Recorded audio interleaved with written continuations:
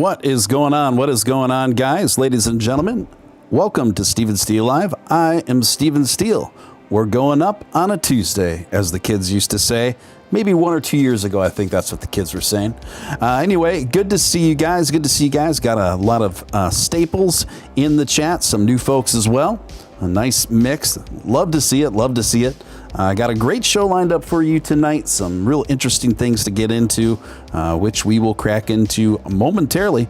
Until then, if you could just hit that like button, if you could just smash that like button, that would be fantastic. It's a small thing, takes a split second of your time, doesn't cost you a dime, and it's really the number one thing you can do to help out a emerging channel like this one get up into those tricky YouTube algorithms.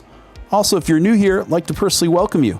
And we've got an awesome, eccentric, fun community here. Would love to have you be a part of it. So hit subscribe, hit all on that notification bell.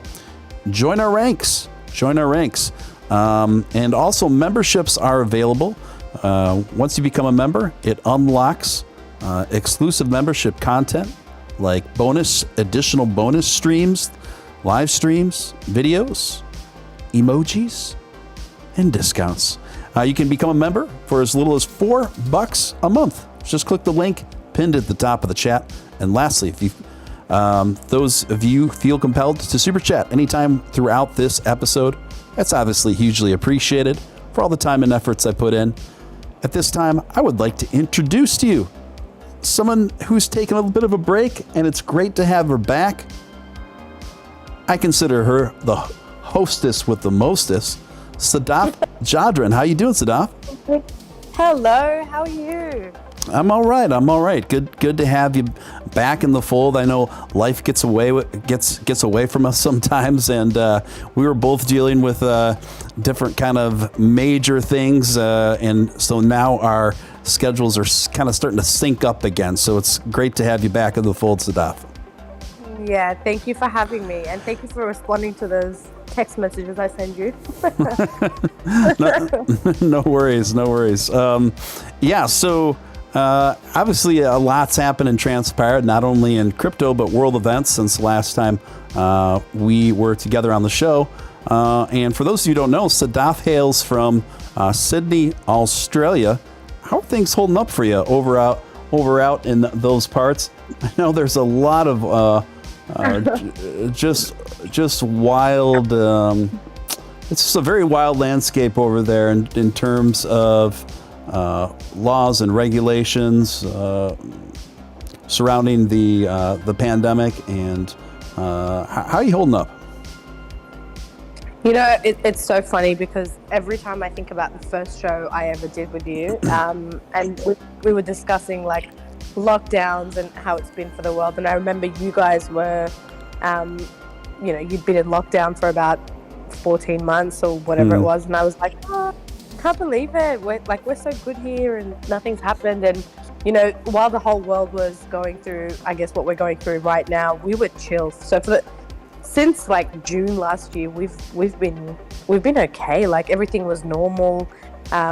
It was just the mask rules applied for a while, and then it was just like smooth sailing up until June this year. So just after my birthday on the 23rd, it's just gone downhill since then. It's just progressively worse now. The lockdowns are obviously much tougher. Everyone's encouraged to go and get, because that's the only thing that's going to guarantee some freedom. So it's just progressivly getting worse. I think we're up to, I don't even watch the news and the numbers anymore. I've made a conscious decision to stop doing that like 2 weeks ago. So every day the numbers are just going up. There's so much fear being instilled, and we're like, I don't know if people are aware of, I guess, the extent of what's going on here, but it's crazy. Like, you've got these harsher restrictions coming down, and people are trying to do things that people are trying to have their voices heard, and you're running into a bit of authority, and it's honestly crazy. But at the moment, we've got some local government areas that have it a bit harder. than the others, but we're looking at over 1,200 cases at the moment per day. And you know what we are allowed is an hour of exercise.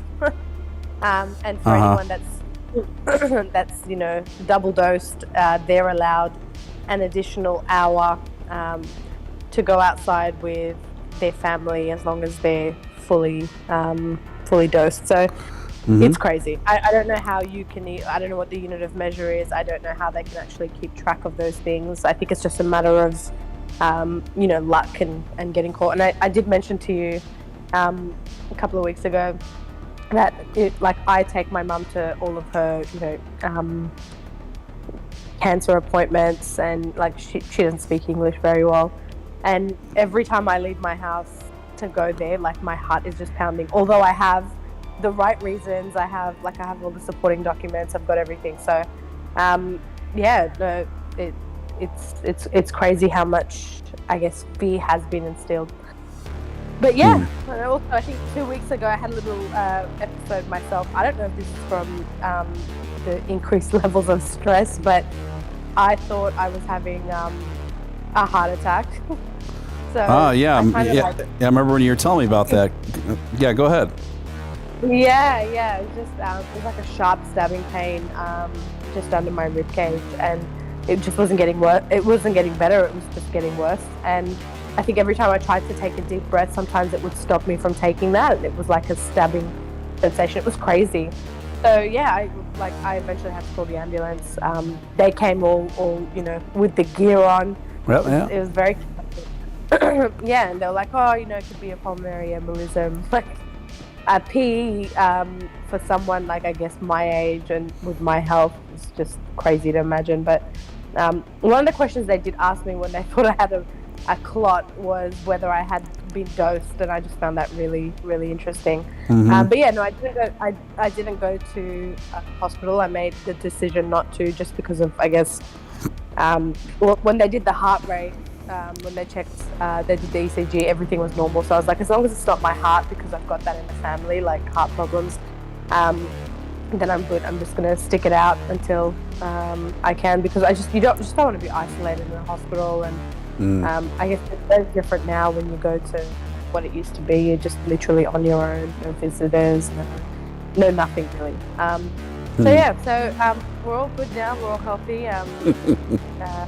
I'm just reading the comments, and I guess people are on top of what's happening here. It's crazy, and there's a lot of division happening right now, and I can tell you firsthand conversations amongst your own family. People are very divided, and I don't think anybody's anti anything. I think in Australia the message people are trying to get across is that everybody is anti freedom. So lack of freedom rather. So everyone just wants to have a choice, and so far it almost feels like you're given a choice, but if you do take the alternative, which is not their preferred decision, then you have all of these freedoms taken away from you.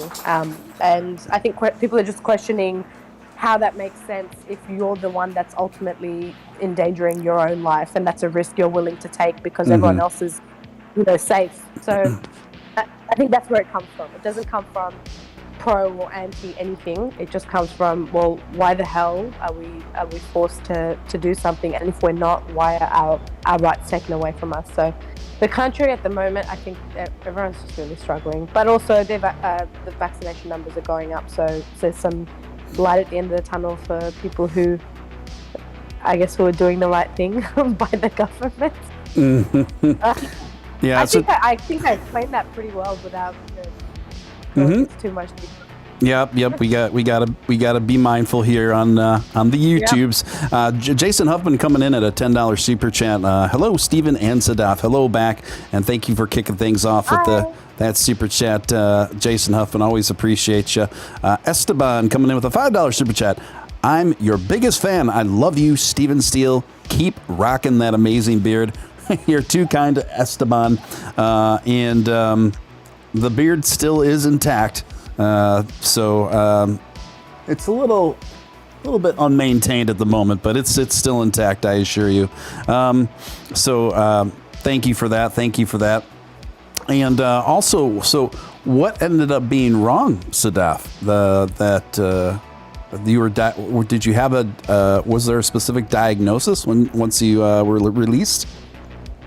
Can I just say that because I reached out to my Twitter fam and I was like, is anyone a doctor here? I'm going to give you a list of my symptoms and then you can tell me what's going on. And I had some incredible people actually follow up with me. Thank you to everybody who did. Apparently I have so many doctors following me and they were just so nice. And they went through they knew my symptoms better than I did. Like I'd give them one symptom and then they'd ask me if I had the other 7 that was related to the first one. And it was amazing. It was like basically what they're doing now. When you need to see a doctor now, you've only got Zoom calls.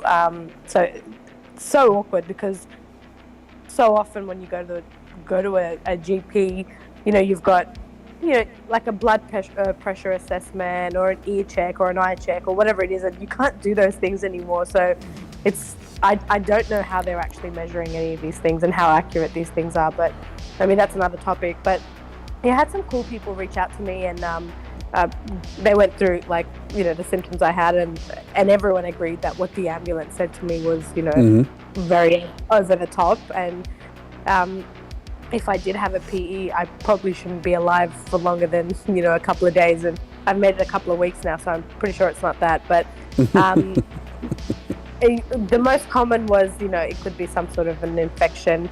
And also your body should be able to naturally kind of remove that.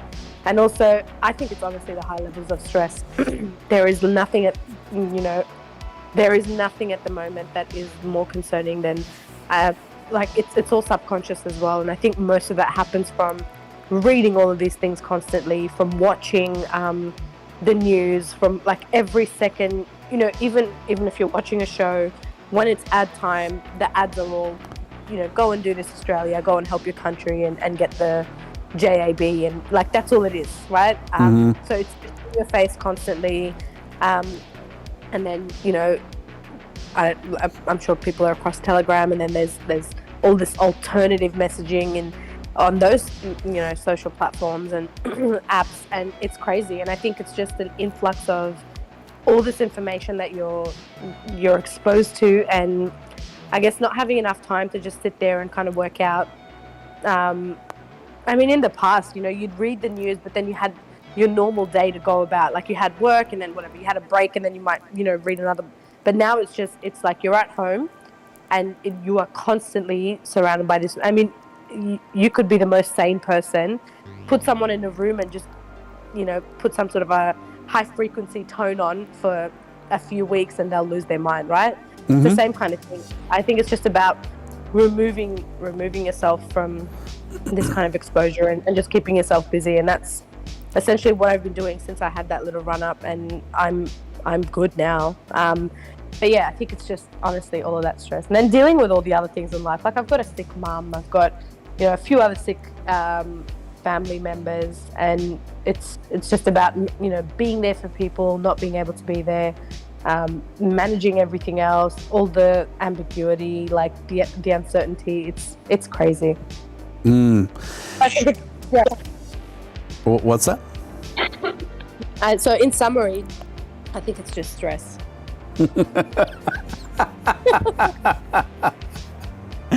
Oh, that's quite the summary. What? I enjoyed your tangent there. It was just funny after all that. You're like, in summary, I think it's just stress. Yeah, right. So do you want the long version or do you want the short version? No, it's one of those things too. When you're stressed, one of the first things that happens too, with subconsciously, you end up kind of tightening your diaphragm, and that in turn can really affect your digestion process. And then in turn, that can give you a lot of kind of silent acid reflux and things of this nature. And many times if that's severe enough, it can really mimic some symptoms of a heart attack or something like that. So I have terrible acid reflux. Yeah. So yeah.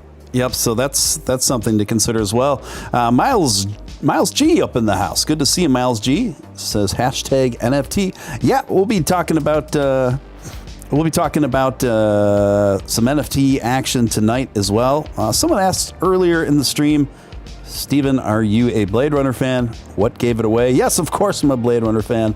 Also a fan of the author Philip K. Dick that inspired Blade Runner. And so, yeah. Let's see what else is going on. So, you know, this... I'm just taking pause here because I'm trying to figure out how to go forward and navigate this sort of conversation without without the powers that be drawing too much attention from them, rather. Where do you have are you guys at the place in Australia wherein you're not allowed to do any sort of travel without having gotten a certain medication? Oh yeah, you can't do anything. Travel's not even open for the people with the medication. So at the moment, I think they've got a target of 70%. And when they get 70% of the population medicated, then some freedoms will slowly open up. And like I said, those freedoms at the moment look like, as of September, I think 4th of September, I think is when they're going to give you an additional hour to spend outside during the day. But only an hour. It's just... it's crazy. And the funny thing is, one of the... it's already been scientifically established on many fronts that one of the best things for you, if you're experiencing this particular illness that we're alluding to, or anything like it, is vitamin D and sunshine, in terms of waking up and activating the immune system to make itself more effective, right? So it's just interesting wherein I'd say even as recent as 8 to 10 years ago, much of the same people that are the biggest proponents of the things that we're talking about right now, what's ironic to me is you catch these same people 8 to 10 years ago, and they would be champions of a more integrative approach to self-care and medicine. And it's just interesting to see that many of those same folks are very dismissive now of integrative approaches to treatment. And it just goes to show, I think it's a testament as to how impressionable the masses can be, right? If given a steady diet of particular narratives, right? Yeah. So it's just it's really quite an extraordinary thing to watch, and really feel for you, Sadaf. And but you can always text me if you're feeling that cabin fever. I'm just a text message away. So I got you. I think I already do. I mean, I generally. The problem is because everyone's sleeping patterns are like out of whack. Like I'm up till about 5 a.m. My time, and then like as soon as I kind of see a bit of light coming out, I'm like, oh shit, I better sleep because it's the next day already. And I'll sleep, 3 or 4 hours, and then I'm up again.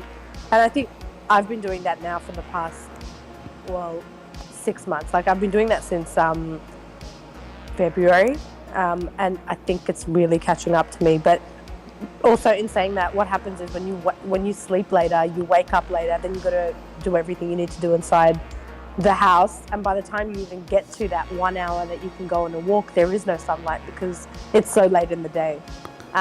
But also, unfortunately, we have a curfew at the moment as well.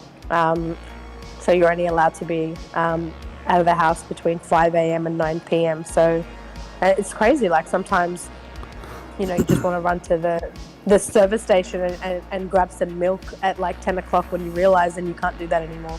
And when I tell you these streets are dead, like after a particular time, it is dead. And I noticed the other night, I actually haven't seen a bird around my area. I actually haven't seen any birds. Like, there are no birds. There, absolutely no birds. And I used to see them and hear them all the time. And I went to the car to grab something, and I was like, this is just really awkward. Like, there's one thing when the entire neighborhood feels really, really quiet and it's dead. But then you look up into the sky and there is absolutely like no bats, no birds, no movement. And you're like, what is happening? Honestly, it feels like the Truman Show. Wow. Yeah, I can feel it in your voice and the way you're conveying all this. It really does paint quite a vivid picture. I'm one of the good ones. Like, I am so chill. Like, any kind of information or news that's delivered to me, I'm just like, like, I actually don't care about it. But I think subconsciously, despite how much I'm trying to avoid it, and that's why I think it's so important to sometimes face that reality and deal with the emotions, because I'm rejecting it and I'm refuting it, and I'm just like whatever about it. But I don't think my brain wants to do that. I think it's encouraging me to start asking questions and feel a certain way and feel all those emotions. And it's crazy because I actually see that happening. So I'm actually one of the good ones, right? So imagine some of the people that are really, really taking this. And look, it's really difficult. I have a lot of friends who are in the nursing, division and the teaching division, and all of these guys have been, well, I think it was yesterday, we were given a day, I think Monday, that you've either taken the medication or because it's compulsory now, or you cannot come to work. And a few of my friends have left their jobs, and some of these people have left without a plan. And I think all the emotions are settling in now, and everyone is just desperate to find a solution. Like, and some of these people are extremely talented. Like, one of my friends is a teacher, but for special needs kids, and she's been doing that for about 9 years, and she is so good at her job. Like, it just comes to her naturally. She deals with obviously kids that have significant issues, and it's like she's one with them. She is I think it's a massive a loss for her employer, but yeah, she stood her ground. And the problem is, when you refuse these things, you're also not covered by the government for social security payments that you'd normally get if you were fired from a job, because it kind of happened like you've voluntarily resigned. So there's just so many grey areas, so much uncertainty, so much ambiguity. Like I said, and it's so sad to see all these people lose jobs that they're so passionate about because things are being forced on them. And none of these guys are anti-medication. Okay, so it's more the bigger picture, which I don't know whether our government wants to acknowledge or not. But yeah, so just me and all my unemployed friends, it's going well. Clearly. Yeah, this is it's fascinating to hear you describe this, and the tonality in your voice. And I have a couple other Australian friends as well, and the vibe that you are conveying here tonight is very familiar. It's very familiar from what I'm hearing from others from your part of the globe as well. And it's just it's really something else. It's really something else. And the thing is, now, oh man, I can't even get into this on the air. But the data, a lot of the data that's coming out now is showing sharp increases in the places and the territories that have had the strictest measurements, right? So that's just something. Anyway, let's get moving on here before they come knocking at the door, So anyway, guys, back to our regularly scheduled programming. Elon Musk says important that Dogecoin update finds more nodes in preparation for fee reduction. Obviously, I talked about this at length last night The reason why I'm bringing it up again is because it's still a very kind of pressing, exciting, ongoing thing. The financial media is still covering today. If those of you don't know, Twitter user by the name of Doge Whisperer was tweeting out about how 205 computers are running the newest update. More nodes are needed to upgrade, and more nodes are needed. Once to a high percentage of new nodes are running, a new update will be released. It helps secure the network and lower the transaction fees, etc., etc. And what really made the news was Elon Musk simply responded with a tweet that said, important, right? So just a little bit can say a lot. And that's one of those examples of that. Now, we are seeing a significant uptake in nodes that have been created and have been welcome additions to what's going on here. And already we are seeing the positive effect on this. And what this is going to do, again, guys, this is going to make Dogecoin even that much more efficient and the fees even cheaper than they already are. And it's going to be tough to beat, particularly up against Ethereum and Bitcoin in terms of both transaction fees and speed. So that's cool to see that that's still in the top headlines. I think that's good for Dogecoin. Next story I have here is this is pretty interesting, and this isn't really a crypto story. Hold on, I lost my notes. I got so many. You know when you get so many tabs open, you're like, where the heck was I? I'm just having that moment right now. But get this. Here's an interesting article I came across through futurism.com. I wanted to discuss this a little bit with you, Sadaf. Scientists have concluded that octopuses love to fling objects at each other out of both playfulness and spite.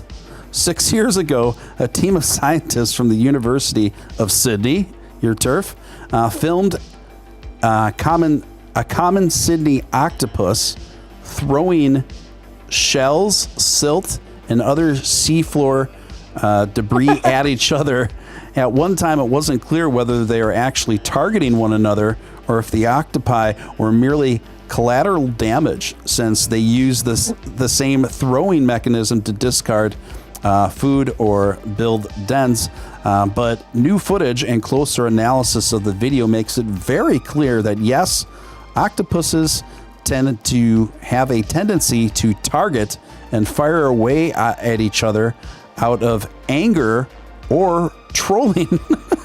the behavior. Can I just say? Go ahead. Yes. No. Finish it, and then I'll tell you what I was just thinking. Okay. Let's see. The behavior targeting animals of the same species and especially the same population is rare in the animal kingdom, hinting at advanced social dynamics among the shockingly intelligent creatures. By throw, the scientists are referring to a process where the octopus blasts a jet stream of water at the ground that propels rock, shells, and dirt at a target. However, they did also see one octopus whip a shell at another just like a frisbee, suggesting that they have some other tricks up their sleeves if they want to get their message across. This isn't the first time the octopuses have bbe found to be particularly moody. What is this word? Cephalopods. A previous study found that some octopus actually punch fish when with their tentacles due to reasons that scientists characterized as spite. Anyway, your thoughts, Sadaf. Can I just say that lately the topic of like these particular sea creatures, it's fascinating. I went for an ultrasound last year, and when I go like anywhere that I go, I'm pretty talkative, right? So normally like a sonographer kind of just sits there and they do their thing and they don't speak to you, but I always start up a conversation.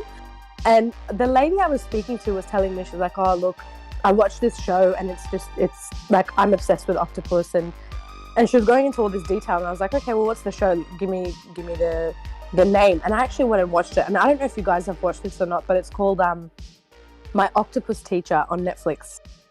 It is mesmerizing. Wait, I've heard about this. It's like a kind of a documentary, right?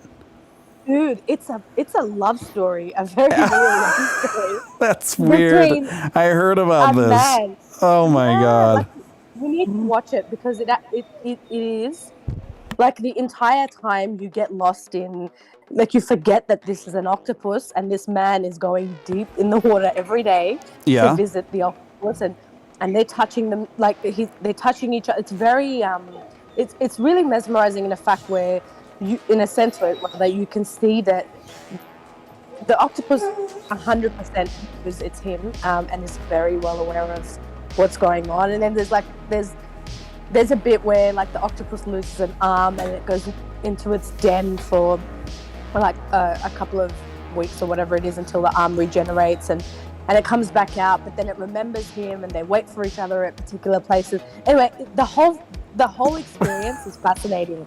And this man was actually, like, I think his name was Craig Foster, don't quote me, but he was just going into detail about how these creatures are very... About how he never gets laid? I guess that too, but look, people have different sensories, right? And go ahead. Mm-hmm. It's crazy.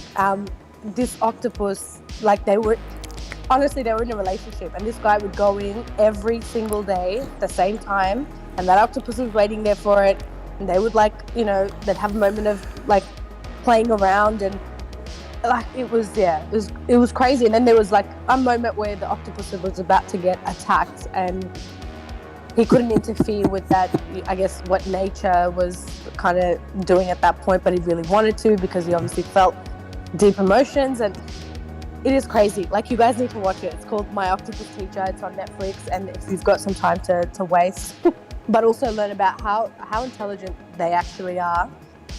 They don't forget you, and I'm not surprised at the fact that they're doing very, like, human-like things by throwing objects at each other. Because, they're creepily, their level of intelligence is just creepy, honestly. And so in this, because I haven't seen this film yet, but I have heard a lot about it. I've heard that it kind of borders on, like, romance. It 100% does. They form a very, very strong bond. Oh my God. And, oh my God. You know, if you treated it as, like, I guess, like a pansexual kind of relationship where it could be anything and anyone, and it's whatever, then you, like, it is. It's completely, like, not everyone is in a relationship, I guess, for the societal norm needs, right? Some people just want to have a friend that they can, you know, play underwater with for 5 minutes a day, and this guy is definitely an example of that. And it's crazy, and you have to kind of remind yourself that, oh my God, it's an octopus, but you get so emotionally attached to what's happening that, you know, at the end when everything transpires, you're just like, oh my God, you've lived it. Like, it's crazy. It's crazy. You need to watch it. So this octopus would wait for him on cue, like at the same time every day. Yep. What did he know if it was a male or female octopus? I don't remember that. Okay. I think I was more interested in the fact that it was even interacting with this, and he would go there with his camera and everything, and it took a while for the octopus to realize that those things were safe, but it was kind of just like the trust. You actually go through the journey of how it builds the trust, and, you know, the trust moves on from the camera being in its space to actually being able to touch his arm, and they hug. It's crazy. And he was so attached to this thing. Like, he literally tells you in the documentary that he wakes up and the first thing he wants to do is just wants to go dive and see the octopus. Like, that's what his life entailed, and that's what made him happy, and that was his purpose. Crazy. Absolutely crazy. Someone in the chat said, okay, I'm done stalking Sadaf, heading to find an octopus. Oh yeah, it's crazy. And if that's the Bill that I know, hi Bill. That's pretty good. That's pretty good. Yeah, have a watch because look, above everything, they are extremely intelligent creatures, and Yeah. The fact that you can even build some sort of a bond with them, it's just amazing. Yeah. Not only that, it's just really fascinating to see just the high level of intelligence that they operate on, to the point where they act out of different intentions, out of different emotion, which is seemingly anyway. It's just wild. It's just wild. Anyway, so, oh man, we got a big spammer in here. I was gonna say, spammer in here. Just for good catch, mods. But for future reference, just ban them straight away. And anytime you see them like that. Anyway, Rock Lobster coming in says the blue ringed octopus is highly venomous. It produces tetroxidocin. Tridodox, whatever. Which it uses in self-defense. 1 milligram of the toxin can kill a person, and there is no known antidote. You know what would have been tragic but funny is if in the middle of the movie, all of a sudden, that octopus just like gave a little spurt of a fatal venom, like right in his face during like one of his romantic encounters with the octopus, and then he just instantly died. There were moments of romantic encounters, so you have to actually watch it. I can't explain it, and I feel stupid explaining it, but I do know that it was a wild. I don't know if I can watch it, Sadaf. I don't know if I can watch a man have those kinds of encounters with a octopus. It's, I mean, well, in Australia, for anyone's here, like, there's something better to do. Maybe just watch that. But I do know that it's it was a common octopus, and it was like in some South African kelp forest. So hold on, let me go. It's a wild common octopus. So I don't think the common one is, yeah. And I think it was pink from what I remember. Yeah. Low Roller, yeah, I saw you mention that a few times. Did you see Mr. Beast's new video day? He mentioned Dogecoin. No, I don't really watch Mr. Beast at all, but I know he's wildly popular. So the fact that he mentioned Dogecoin is a great thing. And then I believe he's now sponsored by Coinbase or something too. But yeah, obviously with a guy with the reach of Mr. Beast, him bringing up Dogecoin is a plus, definitely. Did you find what you were looking for, Sadaf? Yeah, it was just a wild common octopus, South African kelp forest. Yeah.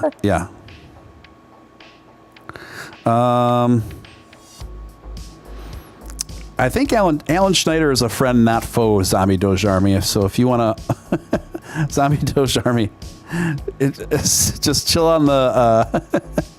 Don't hide. I think you're maybe accidentally hiding comments from other members, so just be careful there. Yeah. So, do they have Bigfoot in Australia? Bigfoot is everywhere, my friends. Bigfoot's a hilarious thing to cover because it's out of all the kind of conspiratorial topics, it's one of the more flimsy ones, and the people involved are always absolutely hilarious. Next story here. Check out this. Here's another weird story here. I just got some real doozies tonight.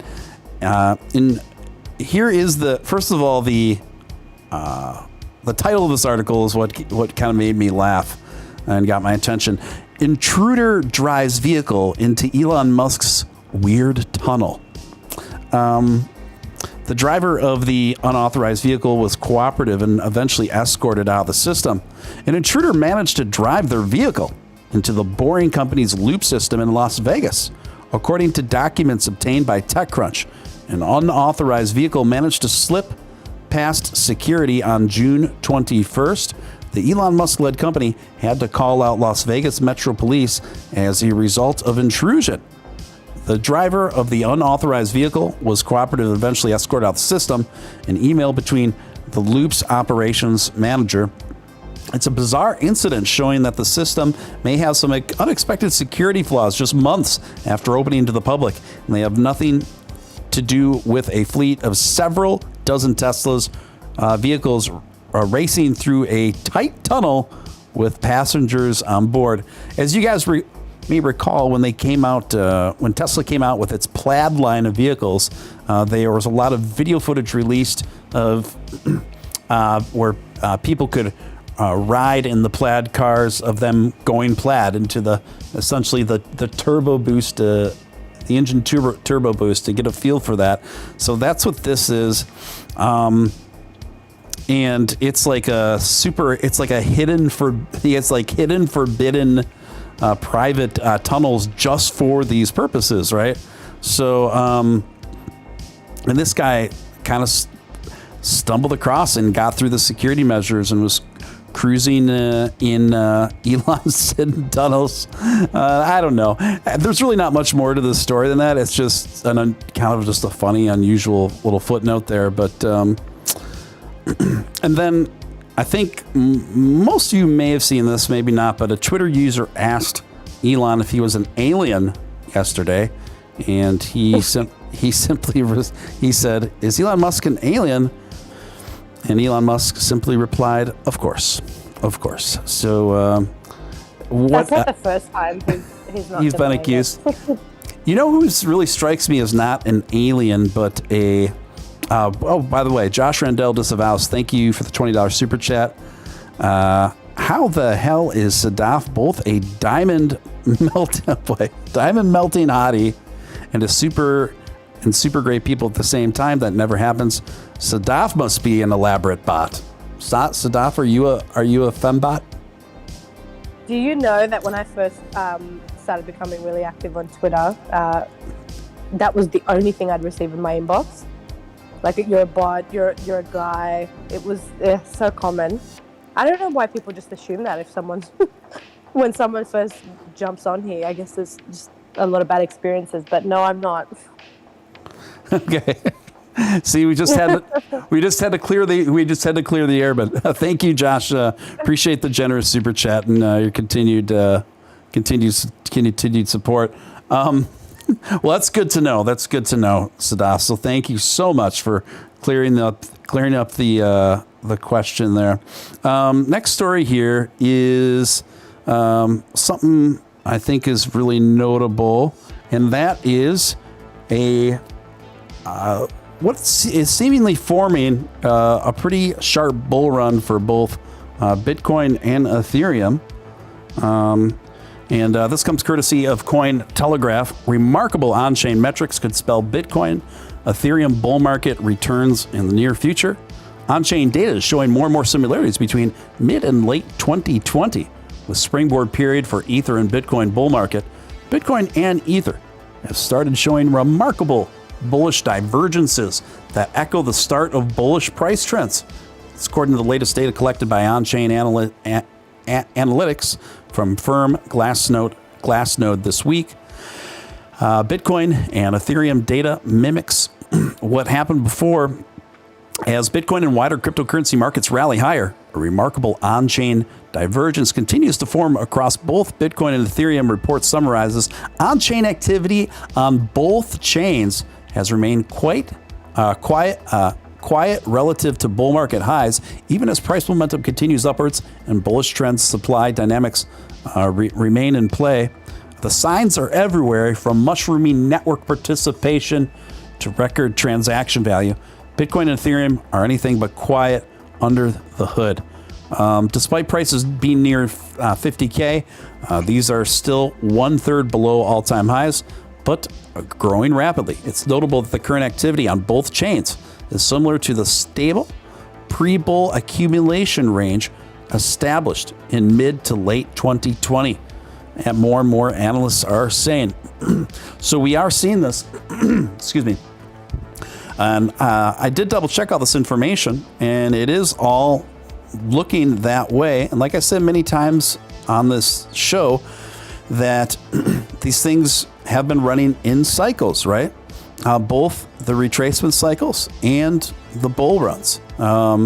They've become remarkably predictable, really. I would say that from everything that I've looked at, Sadaf, we do seem to be nearing in on the precipice of a fairly tremendous Ethereum and Bitcoin bull run. What do you say? Yeah, I agree. I don't think we've even started yet. Yeah, I think so too. And I think that from what I'm seeing too, I think this next bull run for both Bit and Ethereum is going to be pretty significant. I don't think it will happen in September, but I think it will start happening as soon as October. I think that's very probable. Alan Schneider coming in with a $2 super chat. Texas toast. Shout out to everyone. Thank you, Alan. Appreciate you, man. Appreciate you. And new membership, Mix Atlanta. Welcome to the membership class.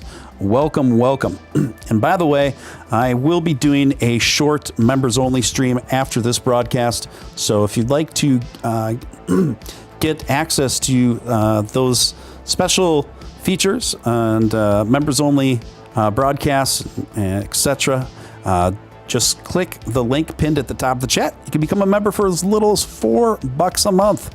That's it. And it's just another additional way to support the community and the channel, everything we do here. Let's see, Rackla, go ahead. Yeah, sorry. You mentioned September, and like I'm getting a lot of, for some reason, people feel like they need to inbox me with, I guess, caution messages. But I'm getting a lot of people sending me DMs about how everything is going to crash on September 11 and how there is an upcoming cyber attack that's going to wipe out absolutely everything on crypto exchanges. And but it's getting a lot of attention, and a lot of people are aligned with that thought. But I guess I'm curious to know what everyone else thinks. But everyone is expecting a big crash around that time, and then an eventual resume of what we're currently going through. But it's crazy that people think that just because of I guess the significance of the date. But also in saying that, I'm sure you guys you've read something about what's happening in Afghanistan at the moment, and I just wanted to vent a little about something that I'm having a lot of issues with. So look, I took it up on I'm obviously Afghan. That's my background, and although I wasn't born in that country, I was born in India, and the reason I was born in India was because of, I guess, the same thing that's happening in Afghanistan right now happened in 1989 when my parents were forced to flee the country. Mum was 9 months pregnant with me at the time, and she the way they got out of the country, because they obviously didn't want civilians to flee, because they realized everyone's running away for the same reason, and obviously it was the loss of power and the invasion and all that. But we basically rocked up to the airport with a couple of backpacks, and we just said we're going to, the family said that they're going to India to get Mum's tumour operated on, and the tumour being me inside her womb. And obviously they didn't have any measure then to check. So basically they were told to just leave, go and get operated and come back as soon as possible. And obviously when we left, we were seeking asylum there, and then I was born, and the rest is history, and we never went back. But so obviously it's very close to my heart, the topic, and just the fact that a lot of the Afghan, I guess, refugees and the people who fled years ago and have settled in different countries now all have the same kind of vision to eventually go back to that country one day. It's a very beautiful country. It's phenomenal, and I think it offers so much, and that's probably why we're in the pit of all of the bad things that are happening. But it's so sad to see the same thing going on. 40 years later, it's the same situation. It doesn't look like it's going to improve anytime soon, or at least in our lifetime. I did what I thought. I made a post about praying for the Afghans, and a lot of people kind of attacked me about, the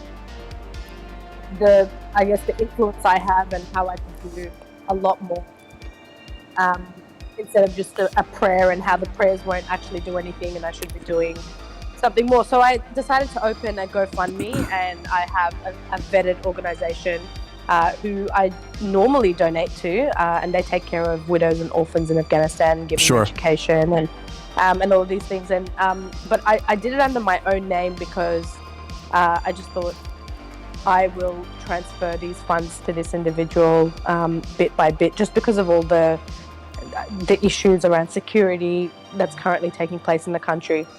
And yeah, we opened up the page, and I was very, very lucky to have my target reached within, I think it was 3 days. It was a $10,000 target. We're up to 13,000 now. And GoFundMe, anyone that's doing a charity or a fundraiser for Afghanistan, given the current crisis and banks being closed and all of that stuff happening, there's like a hold on all of those funds, and they're going through compliance checks. But I went online last night just to kind of research what other people are going through, and everyone's sharing the same experience. Like, GoFundMe has literally not responded to anybody for 3 weeks, 4 weeks at a time. And when it first happened in Afghanistan, I had the money raised within 3 days, and that money, the banks were still open, could have literally gone to so many people who have been displaced. And we're now sitting at 4 weeks since I started that campaign. No response from GoFundMe. All the funds locked in there, and it's crisis after crisis like that's happening. You had the recent bombing there. Now you've got like the total ban on everything. The US have finally left. Like, there is so much going on, and so many other events that have happened since the initial start of the fund.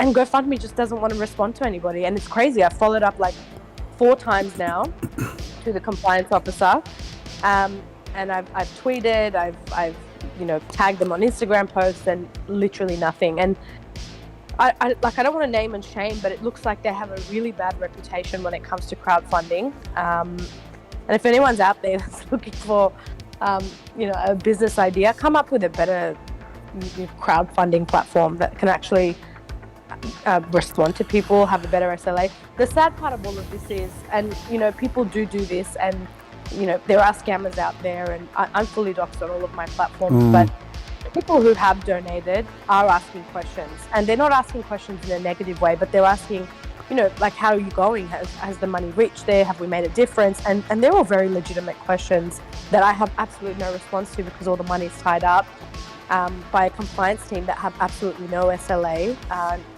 no response time. Like, it's crazy. Wow. Wow, that is wild.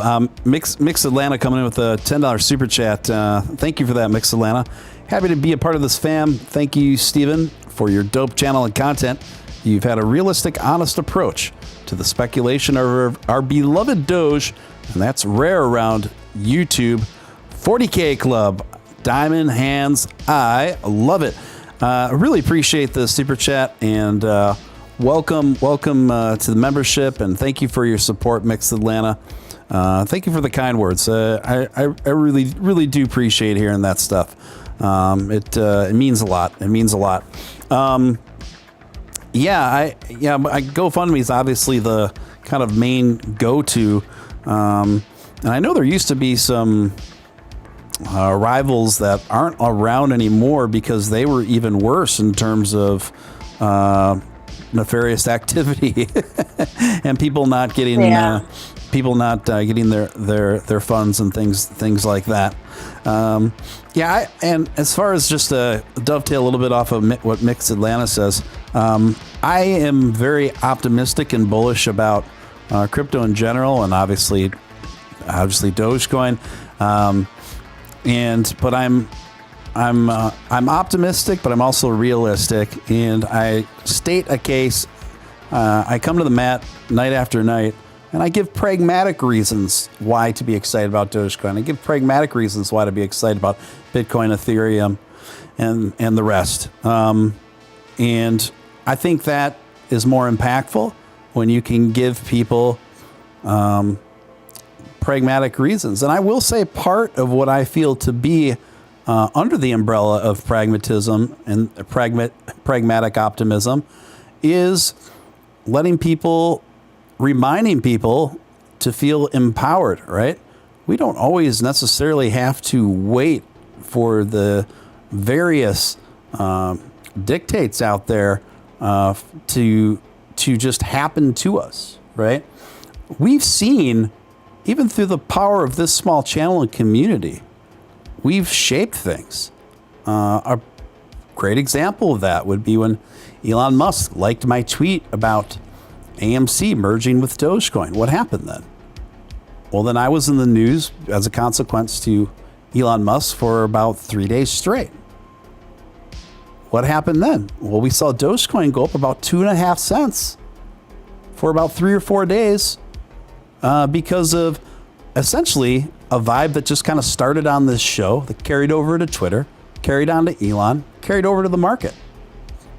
We've seen this also in the past, where when communities get together and enough people decide that something is worth more value than it is currently stated. We've seen these organic uprisings dictating and influencing market value very positively because enough people have decided that it is worth that. And now we're seeing that same kind of empowerment with certain NFT lines and collections, where enough people in a community decide that these collections of art, these certain particular collections of art and series of art, are worth a lot of money. And this is having incredibly positive consequences on people that are just working class folks that don't necessarily have a lot of money. I've been hearing about story after story now about people that are holding on to NFTs that are worth upwards of, $10,000 to $50,000. I'm seeing it. I'm seeing it left and right now, and I think this is very inspiring. I think it's very extraordinary, and I love that it's decentralized, and it's kind of like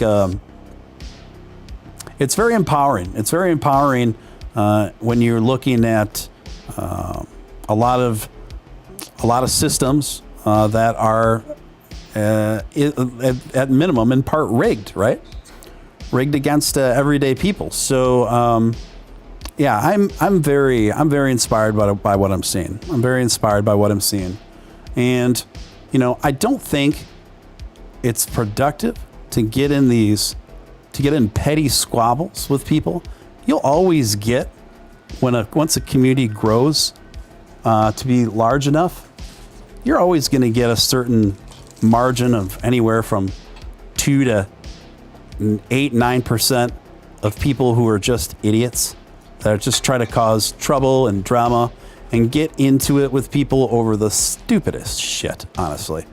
And that's inevitable. That's not just unique to Dogecoin. That's about any movement if it gets large enough. And the most important thing we can do is just shut these idiots down and just efficiently move them off to the crazy bin corner and just keep it moving and keep the positivity going. I think we're seeing a lot of that in Dogecoin right now. I'm very optimistic. I'm very encouraged to the recent trajectory and direction, not only within Dogecoin, but with the NFT movement and just overall crypto in general. I would say is in a much better place culturally than it even was 2-3 months ago. I don't know if you have any thoughts on that, Sadaf. I share the same sentiments. We really agree on these topics, but yeah, it's very interesting to watch. the entire space right now, I think, is it's not divided in, I guess, the opinions of what's happening and whether it's a good thing that these things are spiking or it's not. But I can tell you that whatever it is that's happening is going to be an epic show in the next few, in the short term. So we're here to prove a lot of people wrong, I think. Right. Well said. And Jason Huffman coming in again, $10 super chat. Thank you, Jason. Appreciate you. Had to tip because Mix Atlanta did. Well, I love it. Of course, I love people matching other people's super chats. It keeps the lights on over here, folks. Sometimes quite literally. So thank you, Jason. Appreciate it. Bobby Sticks, NFT for life. For those of you who aren't familiar, Bobby Sticks is Crypto Batman's line. And his NFT line has increased over 40x'd within a week. So very happy for our friend Crypto Batman. Rock Lobster says, he's just talking with him and Josh. I'm not even sure what the conversation. Oh, yeah. So Rock Lobster, are you still in the hospital? Rock Lobster has been in the hospital for a sort of heart surgery, if I'm not mistaken. So definitely our thoughts go out to you. And please keep us posted, man, because you are definitely one of the primary core members in this community, and we all love you, and we're all pulling for you, man. We're all pulling for you. So just keep us posted and take good care of yourself. Sadaf, so I'm gonna wind this stream down. I'm gonna give my voice a rest for about 20 minutes. I don't know if you want to join me over in the members only stream that I'm gonna do. It's gonna be about 30 to 45 minutes long, but you're more than welcome to join me over there. It's up to you. Either way is cool. But yeah, I want to thank everyone for joining this show. If you are a member, I will be going to the members only stream in about 20 minutes. I will post that link to the membership stream on both Twitter and in the Discord. Okay? And I also post it on the timeline of YouTube as well, but it should show up additionally on most of your guys' notifications, so watch out for that. And I don't know, Sadaf might pop by too. Do you guys want me to pop by? I would love for you to join. I would love for you to join me over in the members stream. Yeah, that'd be great. I know they would. Let's do it. Okay, that's great. So there we have it. Sadaf is going to join me. Sadaf is going to join me over at the members only stream in 20 minutes. And if you're not a member, how do you become a member? You just click the link pinned at the top of the chat. You can become a member for as little as $4 a month. And there in the members only stream, we can even get more into the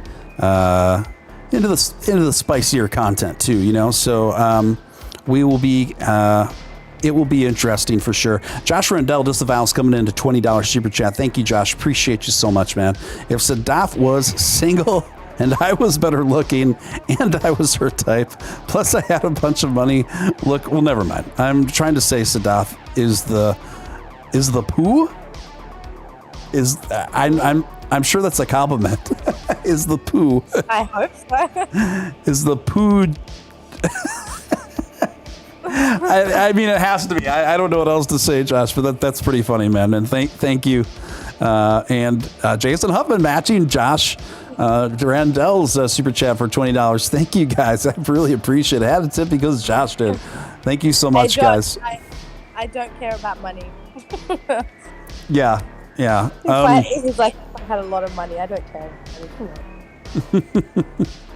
So yeah, Sadaf's never really struck me as the gold digger type. Rock Lobster coming in, $20 super chat. What is going on in here? Yeah, what is going on in here? Look at all that orange on the screen. It's you. It's definitely the Sadaf effect. Rock Lobster coming in, $20 super chat. Josh is a sexy mother effer. So there you go. Rock Lobster putting a little pep in Josh's step there, giving him a little boost. Yeah, you know, since we're on this, I know a fair bit about this sort of thing, and I'm sure Rock Lobster does as well from what I know about him, but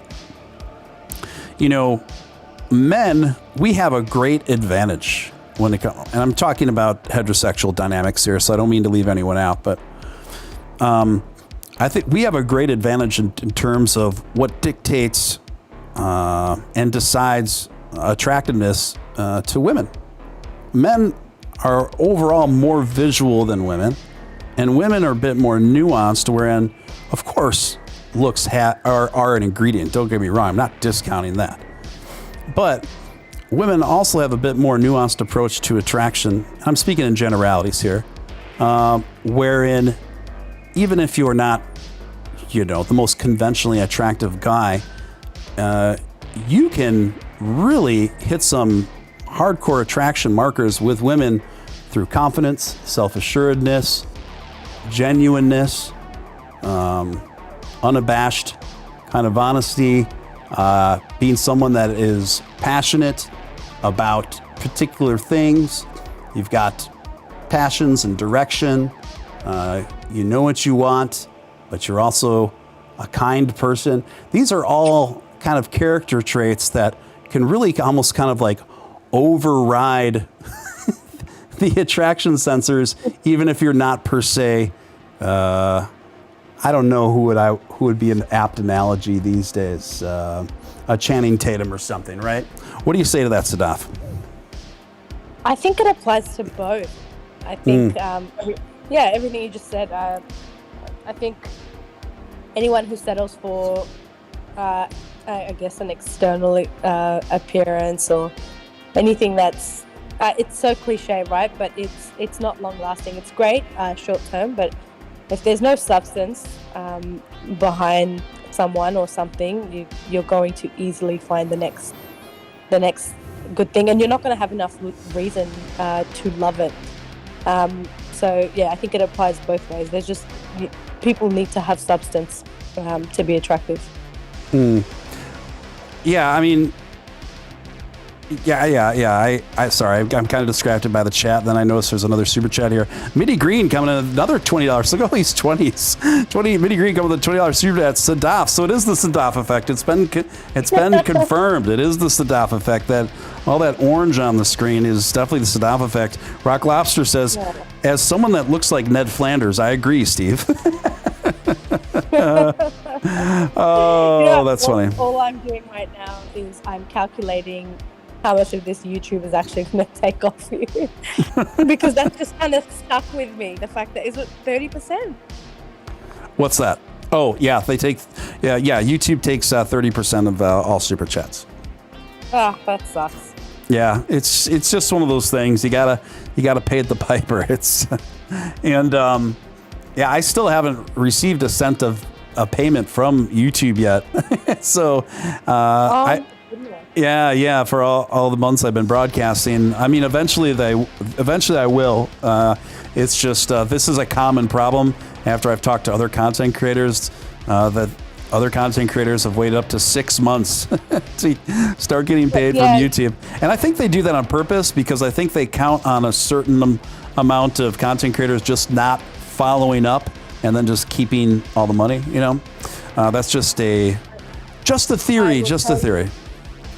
I totally agree with that. I'm like, my background is in finance, and when I tell you that, and I think I've explained this before when it comes to credit cards. So I did a lot of product management in credit cards, but when we would organize campaigns, the book was split into the transactors, which were the people that were actually going to get the benefit from all of these 0% for 12 months, all those campaigns. They actually got the deal. Like, it was a real deal. There's no hidden like catches or anything like that. But they are the people that we generally don't care about, because transactors are people who pay their statements on time, so the bank's not making any money off them.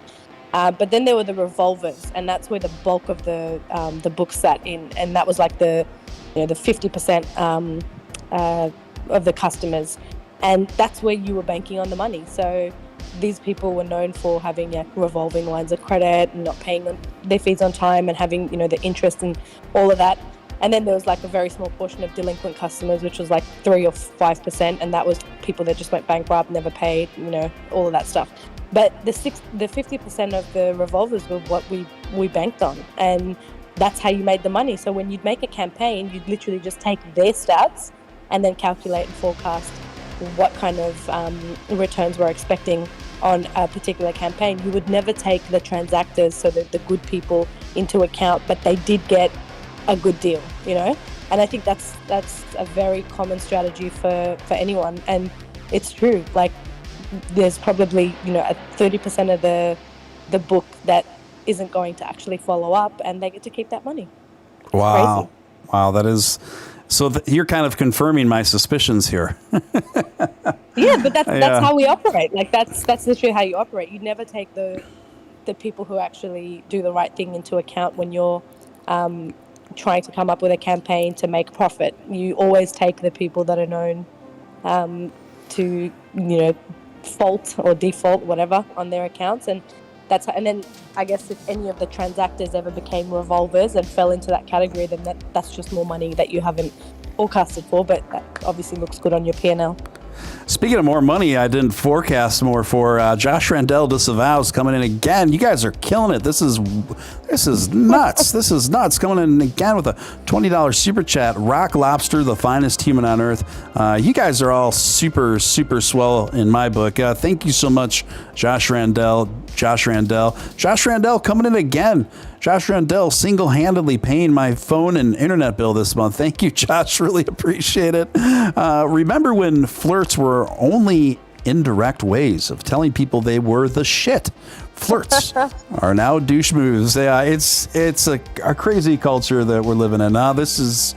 I hear you. I feel you, Josh. And Jason Huffman, again, what is going on with you guys tonight? What is going on? Just because, that's a good enough reason for me, my friend. Just because it's fine with me. Thank you so much. This is just definitely some big ballers in the super chats tonight. This is just wild. Alan Snyder coming with $2 just because. Thank you, Alan. Appreciate you, man. Appreciate that. Scott says the big tippers are chatting out tonight. Oh my God. Yeah, they really are. They really are chatting out. You can tell some coins ran this past week. Bill says, yeah. You just need to get Sadaf on the show more often so we can keep this up. yeah, apparently. Yeah, I don't know if there was... I get it. They missed me. Missed you too. I know. What's not to miss, honestly, right? Maybe we have a couple Solana investors in here. Maybe that's part of it. Also, while I'm at it, don't forget, guys, I announced it last night on the show, and then I announced it today on Twitter, but September 8th at 9:30 p.m., big, huge show. I will be hosting 2 big guests. Oh, my goodness. Are you watching what's happening here? No, let me go back. Holy fudge balls. Wow. Abstractus Artemis coming in with $5 super chat. Hey, Steven, check out my Jason in a hoodie NFT. I will check it out, Abstractus. Just tag me or message me or DM me on Twitter so I don't forget, okay? We just need Robbie Gilchrist in here. No kidding. I haven't seen Robbie in quite some time. Rock Lobster coming in large and in charge with big Doge energy. I love it. $50 super chat. My goodness gracious.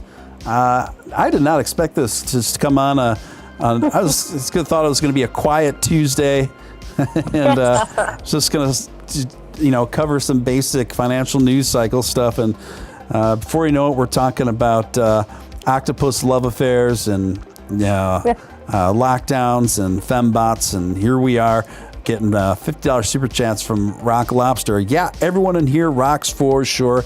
I agree. This may not be the biggest community in crypto-centric for a crypto-centric channel, but honestly, I think we've got the best community, and I don't say that willy-nilly. This is just holy Wow. What is going on, you guys? Holy smokes. You wanted to cut this short. Jason Huffman coming in with 100, a big $100 super chat. Oh my gosh. Rock Lobster says, oh snap, we have a winner. Can you dig it? I can dig it. That is some serious Doge momentum. Coming in big, coming in large and in charge. It is big pimpin' coming from our man, Jason Huffman, with a big Benjamin. Thank you so much, Jason Huffman. Super hugely appreciated, man. Thank you so much for that. I don't know what to say. I'm almost out of not even knowing what to say. Jonathan coming with a $5 super chat. Both of you are great. Thank you so much, Jonathan. I appreciate you, man. Always good to see you in the mix. Thank you, Jason. Everyone is bidding on Sadaf. Yeah, I feel like that's what this is really about. I feel like this has nothing to do with an affinity for me and everything. I feel like maybe it's like an auction to go on a date with Sadaf. That's gonna have to be virtual since we're in lockdown. Yeah, be virtual. Yeah, virtual date. Oh man, it's the Sadaf effect, says Scott Herforth. I agree. Yeah, who knows? Look, what are everyone's biggest bags that are donating? It must have been a good week, like Bill said. Yeah. Oh wow. Yeah, this is wild stuff. In the words of the now deceased Ed McMahon, that is just incredible, guys. Just a remarkable night. There hasn't been a super chat night like this in quite some time. So. Thank you guys. Thank you for that. Let me get next Atlanta. You guys are funny, man. Abstractus Artemis, I sent you a message on Instagram.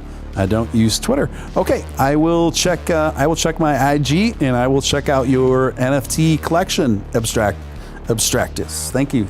Appreciate it, man. And thank you for the super chat. It was a very good week, said Jason Huffman. Yes. I like when people have good weeks. That means I'm more likely to have a good week. So thank you guys. Appreciate that. If everyone is bidding on Sadaf, just I don't know, get yourself a Sadaf NFT. Yeah, maybe. You know what? Well, I'll talk to you. I have some ideas, Sadaf. I want to follow up with you off the air about it. But guys, just to remind you, there is a huge show coming on September 8th, the evening of September 8th at 9:30 p.m. Central Standard Time. It is going to be my absolute honor to host. It's a huge show. I'm going to be hosting the lead guitarist of Kiss, Tommy Thayer. The lead guitarist of Kiss, Tommy Thayer, will be on this show along, and it doesn't end there. Jesse Hughes of Eagles of Death Metal fame will also be on the show as well. So two fantastic guitarists are going to be on the show at the same time, and we're going to have an awesome, spirited, fun discussion about rock and roll, traveling, crypto, chicks, whatever else comes to mind. It's all going to happen here on September 8th, 9:30 p.m. That's Tommy Thayer, the lead guitarist of Kiss, and Jesse Hughes of Eagles of Death Metal fame will be here. It's going to be awesome. It's going to be awesome. So, that is just, I'm super looking forward to that. And that whole thing kind of transpired just super quickly, kind of landed on my lap really. So that's going to be a lot of fun. So let's see what's going on in the chat here. Praying Australia will beat the tyranny. I think eventually, I think eventually they will. What's the overall tone of the people in Australia right now, Sadaf? I know you're in a more metropolitan area, so that can be, the politics traditionally are always generally very different when you look at more metropolitan areas versus more rural areas. But even given that, are you seeing kind of like an overlap politically in Australia in terms of people's thoughts and feelings about what's going on there? Or is it very starkly divided across political lines as far as people's opinions about all this stuff? Look, it's very divided, but what's happening is people are just growing very impatient, and I guess just doing as they're told in an attempt to, get back what normal life they have, right? So you don't actually hear about that in the media. You actually have to do the digging yourself to see that there are a lot of people out there that are just holding out and just trying to make it work. But the reality here is, daily we receive updates on the percentage of people who are medicated now. There's a target there, and that target's 70%. And when that hits 70%, we're going to start, I guess, opening up, because we've realised trying to get to zero is almost impossible at this point with the number of cases we have. So when we do open up, I don't know if what's happening in the rest of the world is like a measure to go off, but it is obviously going to open a lot of risks and new threats, I guess, with the new variants, and opening up our borders and letting people come and go as they please is going to bring new risks. So everyone's just asking those questions. So even if we do get to the level that the government are happy with, what does that mean for future variants, for what they call super spreaders now, or all of that stuff. So it is very divided. People are just the messaging hasn't been consistent, which is another thing that people are really doing. It's just the messaging is all over the place, and like I said earlier, the biggest thing, I guess, is the ambiguity even in the messaging. So a new restriction comes out, or a new type of freedom comes out, and there's so many grey areas. Like I mentioned to you, a couple of weeks ago, the only people that could drive around were delivery drivers. So your Uber Eats and all the other stuff. And what's stopping someone from actually just sticking an Uber sticker on their car, having a bag full of nothing, and just pretending that they're delivering something? Who is actually measuring that? And then we also had the partner bubble, which was you could see someone that you're in a relationship with or whatever, and that went from complete ambiguity to, okay, now you have to register your partner. But in saying that, what's stopping me from having my best friend over and then just registering her as a female partner that I have, right? So it's just a lot of confusion and division. Yeah.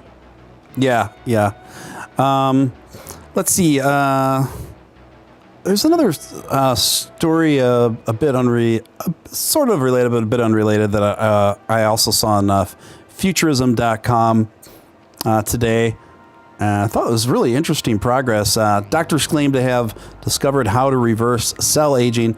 Their work could help the elderly stave off infections of a wide variety.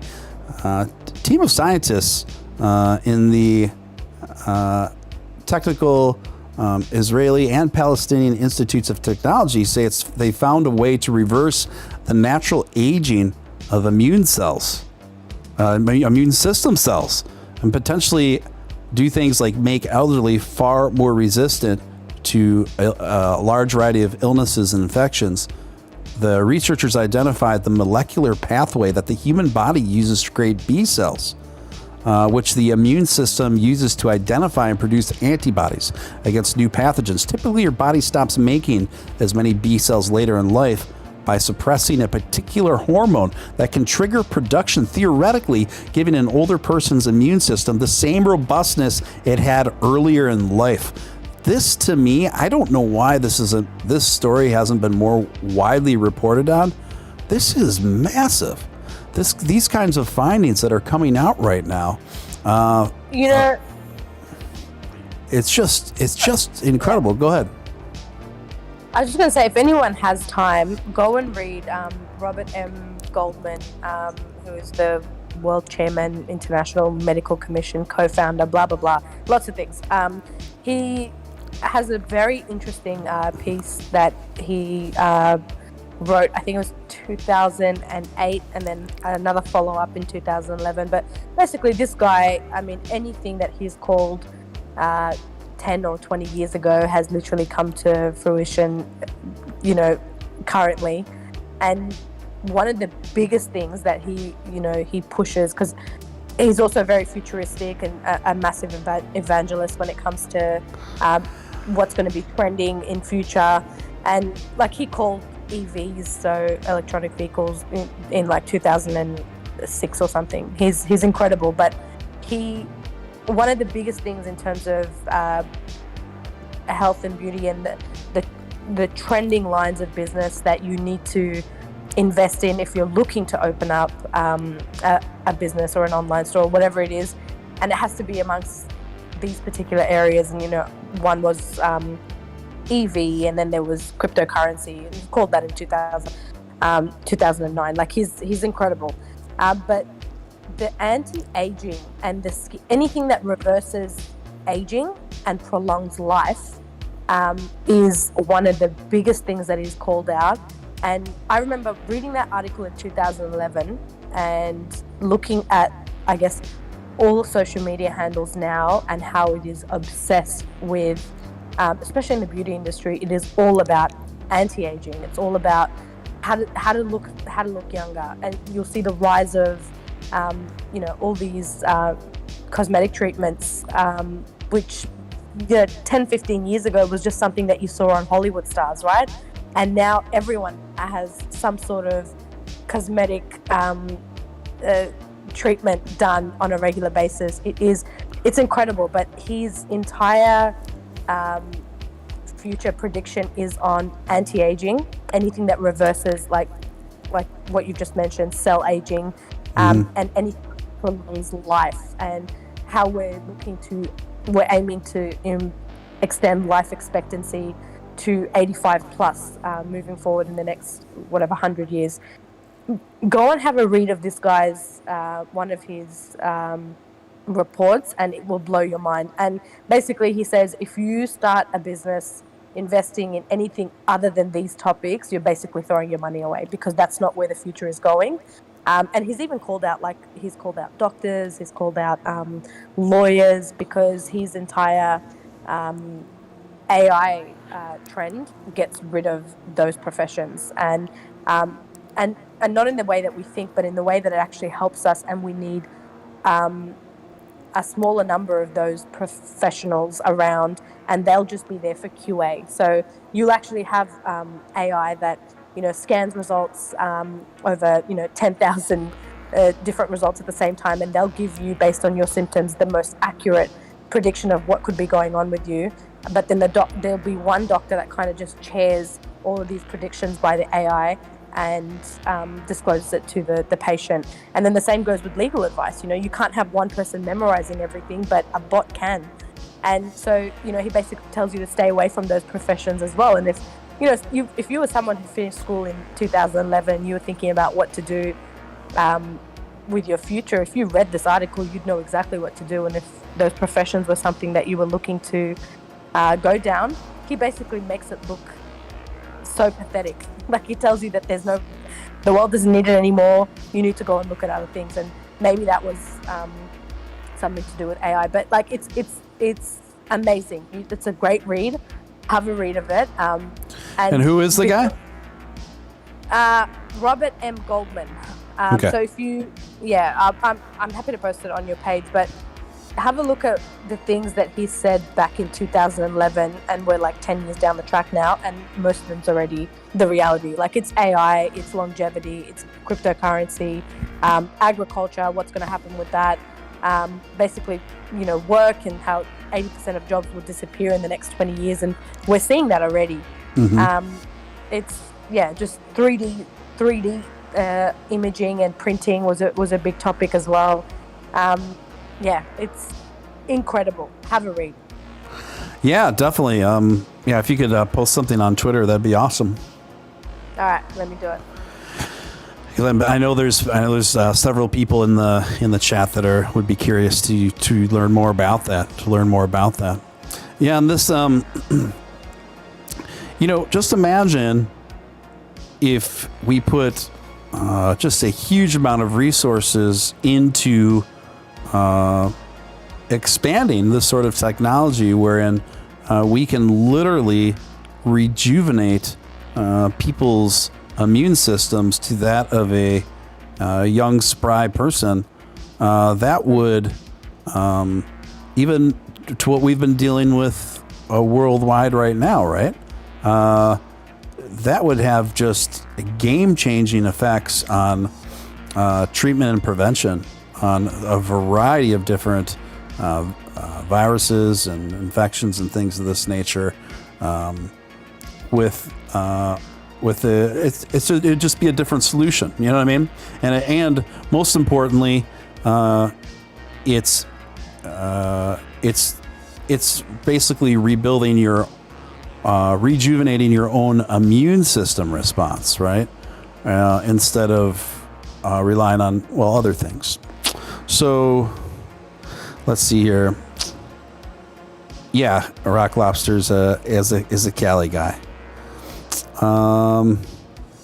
Voyager loyalty program begins its rollout starting now. Big things happening for Voyager in September. Yeah, about time. They've been really. It took a while, but it's finally there. I've had my frustrations with Voyager over the last couple months, but I still like it overall as a platform. I still appreciate its ease of use and its quickness and its intuitiveness. I was back on Binance today. I had sold a couple shit coins to just kind of help out with my bills today. And, to do that, you got to transfer them to Binance, and then you got to go through it all and then Binance into your bank account or whatever. But Binance, compared to the ease of use of a Voyager or a Kraken, there's no comparison. Binance is, in my opinion, it's very clunky and very complicated and inefficient compared to something of a Voyager, in my opinion, from my experiences. And then also, if you don't already have a Voyager, I'll just plug this quick.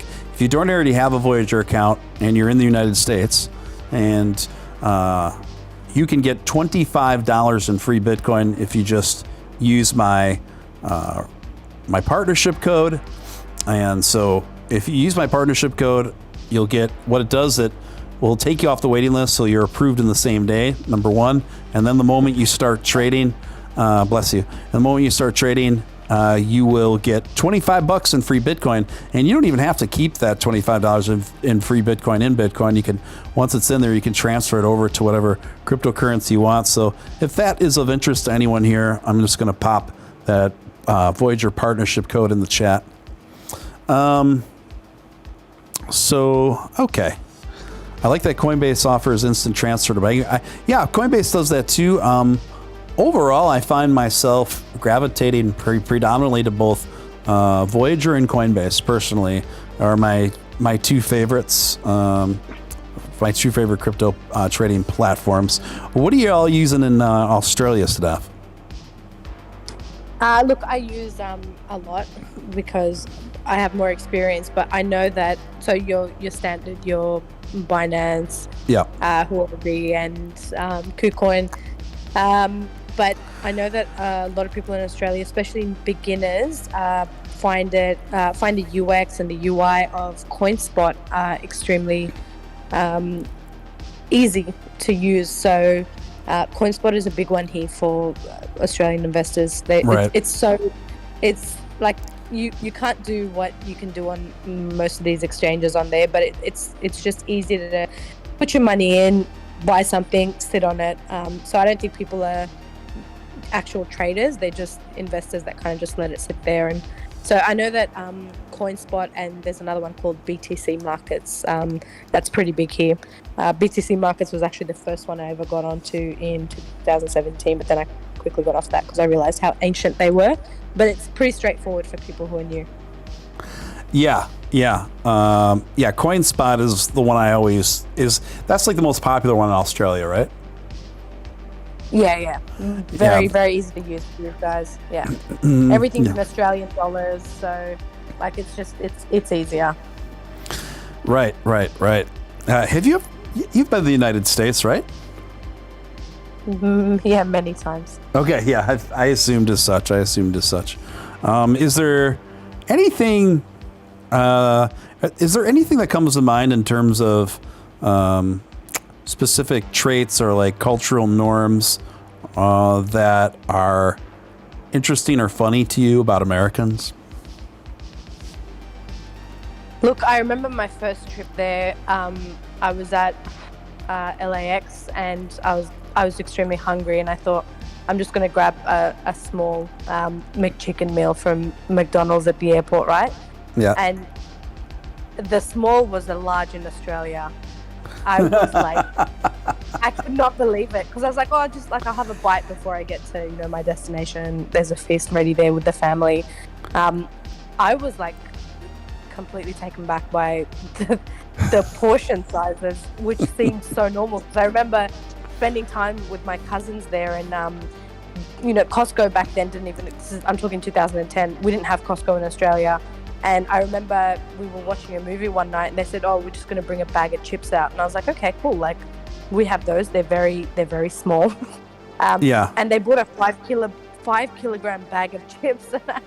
I was completely taken back by that, like just the fact that these portion sizes were crazy. But I will say, the US, and like especially New York, growing up used to be like, it was such a beautiful thought for me. It was like the place of opportunity, the place of like where you want to go on holidays and where you want to be around people. It's a city that never sleeps and whatnot. But in 2011, and this is probably a story for another day, unfortunately I lost my dad in the States, and he's actually buried at Washington Memorial Park in Long Island, and that was a horrific life event for me.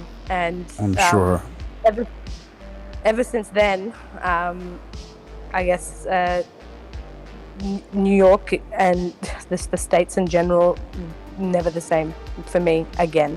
And I remember going back there in 2019, so 10 years after my first trip, and it was for work, and I was obviously going to San Fran quite often, but I saw a different side to it. Like I had a lot of bad feeling towards the country itself, but I saw a different side. Like I actually did the helicopter ride in Vegas and the Grand Canyon, all of that stuff, and I saw a different kind of beauty to it, and I kind of fell in love with it again. But it'll always have this bittersweet kind of feeling, especially because 2010, it was actually my dad's brother, which was my only uncle in the States, who got diagnosed with stage 4 GBM, and it's the worst type of brain cancer. And I sent my dad there to look, like, I guess, to spend time with his brother before he passed, because we knew, I guess, what was going to happen. It was just such a bad, we got dealt with some pretty shit cards back then. And so we already had kind of funeral preparations done for my uncle, because we knew what was coming. So we bought the grave and the works, and my dad actually flew out there. I think he spent about a week with his brother, and the last conversation with him was just a very you have to be strong. You've always been, like a son to me. You need to look after mum and the home loan and all of these like very weird requests. And I remember thinking, Dad, what's wrong? I'm just asking you how you are. And then it was the next day. He had a heart attack and died before my uncle, which we predicted would die. And then it was like a double burial, and they're actually buried right next to each other in Washington Memorial Park. So extremely sad, but like as you could imagine, that for me it's just it was a very big event in my life. I was 21 at the time, and it kind of changed my entire outlook on, I guess, how seriously we take life, how short life really is, and the value of time and all the other things that we do. So for me, it was such a big lesson at such a pivotal point in my life. Yeah, so a love-hate relationship with that country. Mm-hmm. And was your father over here initially for further medical treatments, or? My dad, I remember I started a job back then. I just finished uni, and it was like my first pay. And I remember just thinking, I'm just going to get Dad a ticket to go and see his brother and spend time with him before he passes away, so that he doesn't, like he could have a memory with him, because we lived here and they lived in the States. And I remember buying his ticket and sending him off. But like my dad was a very healthy man. He was 54, but he used to go swimming daily. He used to run like 7 kilometers a day. He was an extremely healthy man, and like his life was cut short, and it was crazy because my dad was 54 and my uncle was 45. Oh, that's very young. Wow. And so I the only like comfort that you get from situations like this, I remember when my uncle was diagnosed and he was in a coma after his surgery. Obviously it didn't go well. It's the brain. Like, some mornings he'd wake up and he was in 1989, so he had no idea who I was because I wasn't even born. Yeah. And then some days he was in like 2020 and it was 2011 at the time, so it was crazy. But I remember my dad always saying that he didn't want to be alive to bury his baby brother. And my uncle used to say that about my dad. And in the end, they got what they wanted, because my dad had already passed when my uncle was in a coma, and he didn't need to bury him because he was in a coma. And then my dad was already buried when my uncle passed, so they didn't end up burying each other. So as much as it sucks, there's always a bit of silver lining in that they got what they wanted. They always wanted to be together as well. And I do remember we wanted to bring their bodies, my dad's body back to Australia, and the cost was obviously significant, which nobody had a problem paying. He had a lot of siblings who were all ready to put in, but it was what they were going to do. So I think it was just the autopsy and taking the organs out and washing it with chloride or whatever it was. And we just thought, why would you harm a body like that? And you could get buried anywhere. It's the same earth, it's the same soil. And he always wanted to be next to his brother, so we ended up just buying the grave right next to the initial grave that we purchased, and they're both buried right next to each other. Oh, that's very sweet. That's very sweet. And I guess things did ultimately transpire according to your father's preferences, Yeah. Yeah. Well, thank you for sharing all that. And I'm very, very, very sorry. Very sorry to hear all that. And but I'm sure they would both be extraordinarily proud of you. That's so beautiful to hear. Yeah. Yeah, I know that they would be on what you've become since then, what you're continuing to do, Sadaf. On another note, Josh Randall disavows coming with another $20 super chat. Thank you again, Josh. Josh says, let's get down to brass tacks. Is Sadaf accepting applications for a manservant? You guys are awesome. Thank you so much. For the love. I'll let you know, Josh. Now I know. I've got back pocket. I'll keep it there. No, it's just it's so beautiful to reflect now, because obviously back in 2011 I thought that was the end of my life, and that was the first death in the family, and it was a double death, and it was so heartbreaking. And then it just got worse. We came back, and mum got diagnosed with cancer the second time around, and just it was just a chain. Like when it rains, it pours, right? And managed to survive all of that and keep, because he was an incredible person. Like my dad was somebody who instilled a lot of, it doesn't matter what happens in life, like he'd always be like, you need to keep going, you have to back yourself, you have to keep going, you don't stop and pause more than what's necessary when you have, you know, bad things happening to you. And like he instilled all of that positivity, so it was kind of a contradiction of, like, I guess what a testament was to his character if I didn't follow through with the things that he taught me growing up. So, and one of them was just that. And you know, like in our culture, like a lot of people, when someone passes, they try and commemorate and do all of that stuff for a year, and they live, you know, an entire year in sorrow, and they'll stop themselves from doing things to kind of honor the person who's passed. But my dad was so against that, and what he'd always say was, you know, you don't stop living for a year when someone passes, because you're getting a year closer to your own death. So you've got to make sure that you're contributing and you're doing good in the world, and you're leaving a legacy, and you're making use of your time efficiently, and you're not, you know, crying over spoilt milk, basically. Like that was literally his motto. And I think a lot of times when people used to ask me, how did you get back to a normal life after such horrific events, it was always literally, well, the person who passed kind of instilled all these, you know, these qualities and traits in me. So I was kind of honoring them in a way. So yeah. Yeah, that's awesome. That's awesome. And yeah, thanks for extrapolating on that. Alan Schneider coming with $2 super chat. My dad's my best friend. Couldn't imagine that. Yeah, I can relate too, Alan. I'm extremely close with my father, and he and I are so much alike in so many ways. And my father's, you know, he's in his 80s now, and I will say, considering both of my parents' age, they are relatively in good health and just shockingly active. I mean, shockingly active folks. They're always going on cruises, and they're still, I don't want to say what they do for privacy reasons, but they still essentially both run their own business together. So they wake up every day with purpose and a schedule still, and they work and they get stuff done, and they have lunch together every day, and you know, all this stuff. So I think I almost think if you can avoid the senior citizens' homes, the better. I mean, 100%. I think it's the lack of purpose and inactivity that really has a soul draining effect on people's existence that carries over into real physical manifestations, obviously.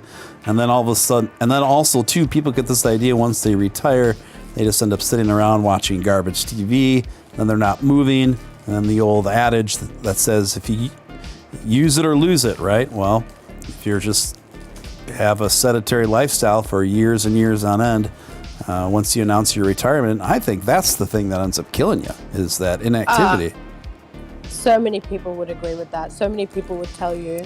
I had a neighbor who was like 86 or something, but he told me that he literally just wakes up in the morning and pretends he's going to work, and gets on public transport and speaks to people and greets people, and then just goes back home, because that keeps him, I guess, busy, but in a routine that gives him longevity, because he said all of his friends that retired his age have either passed, and out of the group there's only a few people surviving, and that was because they had literally nothing to do.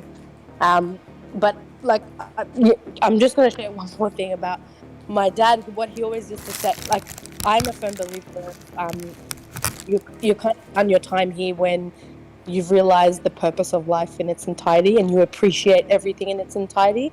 And I remember, like, you know, there were mornings when, and I think he actually understood that, and that's why it was his time. I think he had it all figured out, because there are days you wake up and there's gloomy weather, right? Like it's raining, it's gloomy, and you think, oh, well, there goes today, and it's so depressing.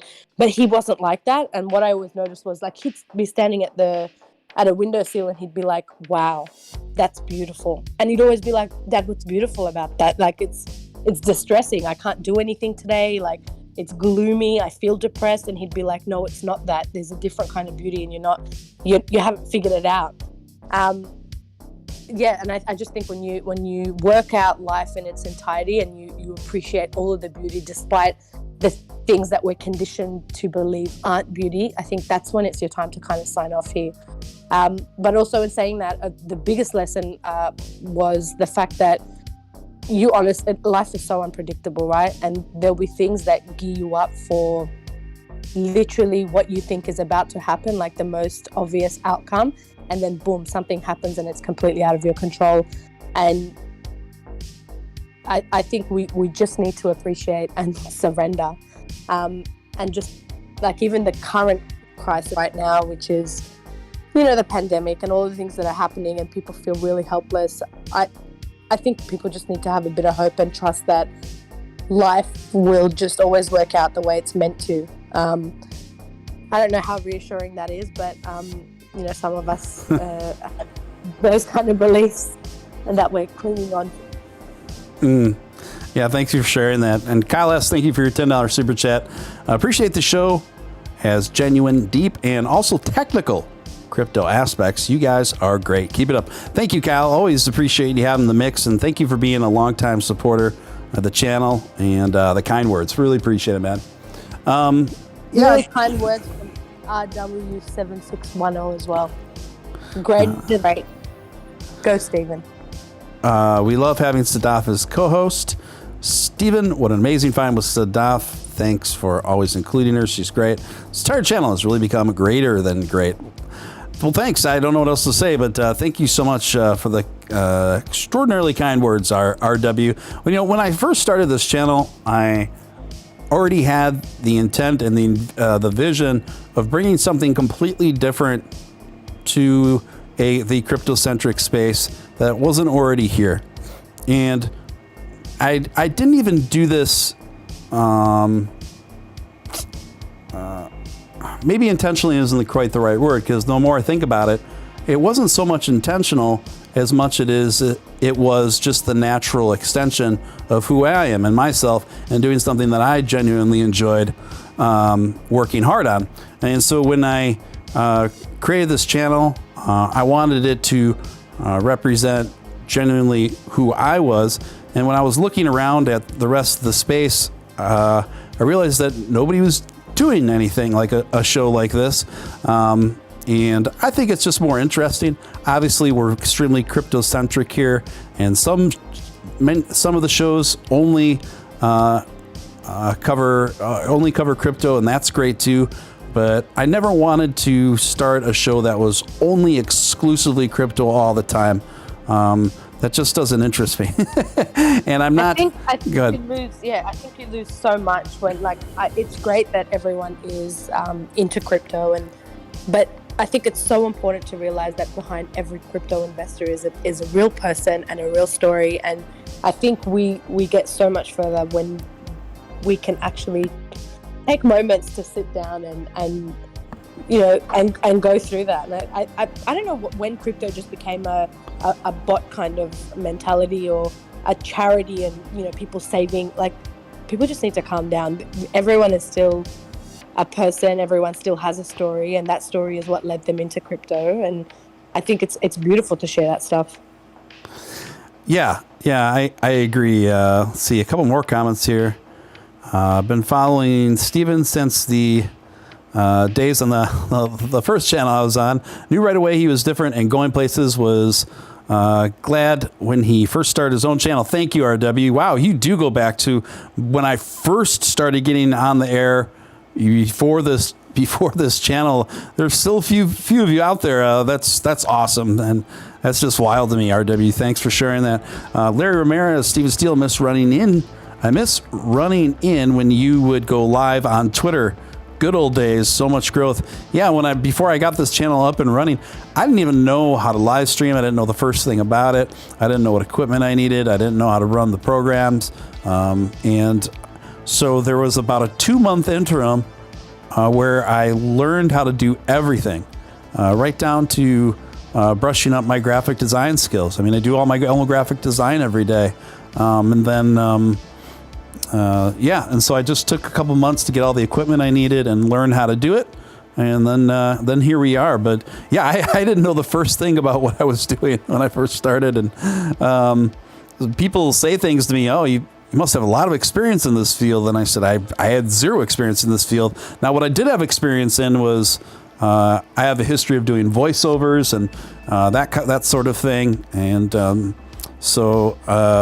other than that, in terms of live streaming, I had zero experience with live streaming. I literally that's the great thing about the internet. It's just like, if you have the drive and the will, you can teach yourself pretty much anything at this point. So I would wake up every day, and it took me a while, but I would wake up every day and seek out the information and until I learned enough to be able to effectively do my own thing. Sadaf, so 5 stars for Sadaf all around. You guys, it took me a long time to find the right fits for the show, and I think it really did. It took me a long time. It was easy to find people who want to be on the show, but I just needed to find the right people for the right fit, for the right vibe, and everything. So it was really cool to find Sadaf, and then Nick Balls has also been a great addition too. So it's a nice team we got going on here. I'm very pleased with it. Reptile coming in with a $10 super chat. Great show tonight with some of my favorite emoticons there, particularly that first one. Fact: selfies now cause more deaths than shark attacks. It is estimated that there are 28 selfie-related deaths per year, with the leading cause being heights. Oh my gosh. It actually doesn't surprise me. But isn't that funny that now selfies are a more prevalent cause of death than shark attacks? Yeah. We had some really nice places in Sydney shut down. Like there were cliffs and they were like beautiful tourist spots, but they had to shut down because of the same problem. So the influx of people going there and taking selfies and accidentally dying or harming themselves from the people just became really outrageous with their creativity. But we had some really cool spots actually closed off to public now, and you still see people jumping the fence and going there and taking the same photo. But there's a really cool spot I think it's called the Birthday Cake. It's at a national park, but it's so beautiful. And now, because of the minority, it's now closed off to the public who were responsible people. Right. Because the same people are going OTT with their selfies. So people were getting hurt by doing selfies in these regions they had to block off because of it? Yeah, because people were actually getting hurt, and there were a few deaths as well. I'm going to post a picture of it under the tweet on this for the show, but you'll have a look at it. It's really pretty, but people were going on the edge and taking selfies with the water. It's like it's on the edge of a cliff, and there were a few deaths there, so they've just closed it off to the public. But that before selfies and before that era, this tourist attraction has been open for years and years with no problems. So yeah, it's causing a lot of harm, the extent people go to. Right. Yeah, it's I have seen when I go online or when I accidentally kind of come across some of this stuff, like on Instagram, you'll see people like take pictures or selfie like videos or TikToks of themselves that are under life harrowing circumstances. They'll be like walking on like a ledge like 1,000 feet in the air while taking a TikTok. I'm just like, what are you doing? Like, your life is worth a scary TikTok video? Like, what kind of idiocracy is this? This is just absolute idiocy. Go ahead. It's actually called the wedding cake. I'll post 2 pictures. But if you just type in wedding cake rock Sydney, you'll see some of the stupid selfies people have taken on it. There's a girl kicking a guy off the edge, like he's jumping, and it's just for the photo. But I mean, who knows if he landed on his feet or not? It's crazy. Oh my gosh! It's a very famous landmark, and it's been close to the public. It's really sad. The Gape, says Dylan McDougall. He's another Aussie in here. Tim H, thank you for the $10 super chat, Tim. Appreciate it. Simping for Sadaf. Maybe that's what I should call. I should change the title of this episode to Simping for Sadaf. No, I'm just kidding, you guys. Simping for Sadaf through your channel, Steven. Be sure to send her $7 in Doge on my behalf. When you get this in 6 months, we'll do, Tim. I will be sure to forward her a few Doge there, Tim, and I will keep that in mind when YouTube finally starts paying me in the year 2035. But thank you, Tim. Really appreciate it, man.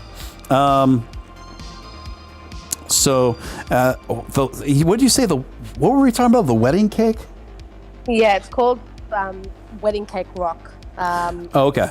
And I've just posted two photos on the tweet on on Twitter, but you'll see like it's a beautiful like landmark, and then I've posted a picture of a couple trying to take a selfie, like an in-action selfie, and it's dangerous what they're doing. Like you're literally on the edge of a cliff. Yes, and because of that, they've shut it off, and there's some crazy ones in there. Like there are actually people hanging off it as well, just for a selfie. Like on the other side of the, it's crazy. I honestly don't know what actually motivates people to think that their viewers want some extremely scary content in order to get liked. It's crazy. Yeah. There's an old saying that goes, unfortunately, youth is wasted on the young, So Yep. I think there's some truth to that. I feel like it should be in reverse. I feel like the older and wiser and the more considerate you become, and the more of an addition you become to society in those regards, then the stronger and more youthful you feel and look. It should be like Benjamin Button's. It should be reverse. I was just about to say, I wonder if the reverse would actually help society. It would 110% would completely change the fundamentals of society for the better. Right? Yeah, it absolutely would. It actually sounds like a great script for a movie as well. Josh Rendell disavows coming in the $10 super chat. Thank you, Josh. Appreciate you, man. Sadaf and Shiba Inu puppy are drowning, and you can only save one. Oh, I gotta save Sadaf. Oh, man. Use something worse. Didn't even pair you up with another human.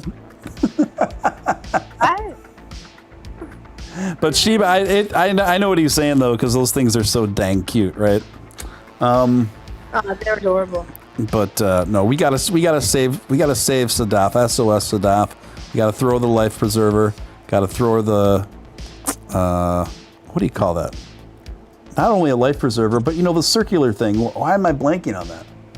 What for, like lifeguards? What do they throw to people? Is that a life preserver, or is that the thing you wear? The circular thing, Sadaf. What's that? Life jacket? Not a life jacket. The circular thing that, like those little donuts that float that lifeguards throw people when they're in duress in the water. I don't know. Is it a boy? No, it's not a buoy. Well, of sorts it is. Jason, someone in the chat will put it in. Jason Huffman coming in with a $10 super chat just because. That's a great reason. I like just because. Thank you so much, you guys. You're just absolutely killing it in the chat tonight. I just don't even know what to say, but thanks a million, you guys. It's called a lifesaver. Thank you very much. And that's what after the mint, the lifesavers. Yeah, lifesavers. Thank you for that. I knew someone would set me straight on it. So Also known as life buoy. a life buoy. Yep. You're just making that up, Sadaf. Honestly, I'll send it to you. A life buoy. It just has a weird ring to it. Right? I know. Maybe it's just the Aussies. I think it might be an Aussie thing. I think it might be an Aussie thing. I think so. What is a name of a fast food franchise that's unique to Australia? Unique to Australia. Yeah. Is there one? Yeah, probably. I can't think of any because I'm not really a big fan of. Yeah, I know. I was just anything other than McDonald's. Anything other than McDonald's, you said? Yeah, everything else is just B grade. To compare to McDonald's? Yeah. I think it's hilarious you're a big fan of McDonald's. Oh, come on, it's McDonald's. it represents so much happiness from like the younger days. It was an entire experience, and you know what? Kudos to them because that was their mission, and they've done such a good job at instilling that in young people. Sadaf, what does Sadaf usually order at McDonald's? Believe it or not, we call it a filet-o-fish. I know you guys call it filet-o-fish. Oh, the fish sandwich. Yep. Yeah. I love that, but I'm also a big fan of quarter pounders. And no, not quarter pounders, triple cheeseburgers. Oh, yes. And the nuggets. Triples. McDonald's has triple cheeseburgers? Yeah. Hey, but our triples are still like probably your standard cheeseburger. It's probably. We do everything big in America, man. We go all out. It's a big, gaudy country. I think it's both unhealthy, but I think it's equal parts unhealthy and awesome. Totally awesome. Like it depends. Josh Rendell. Go ahead.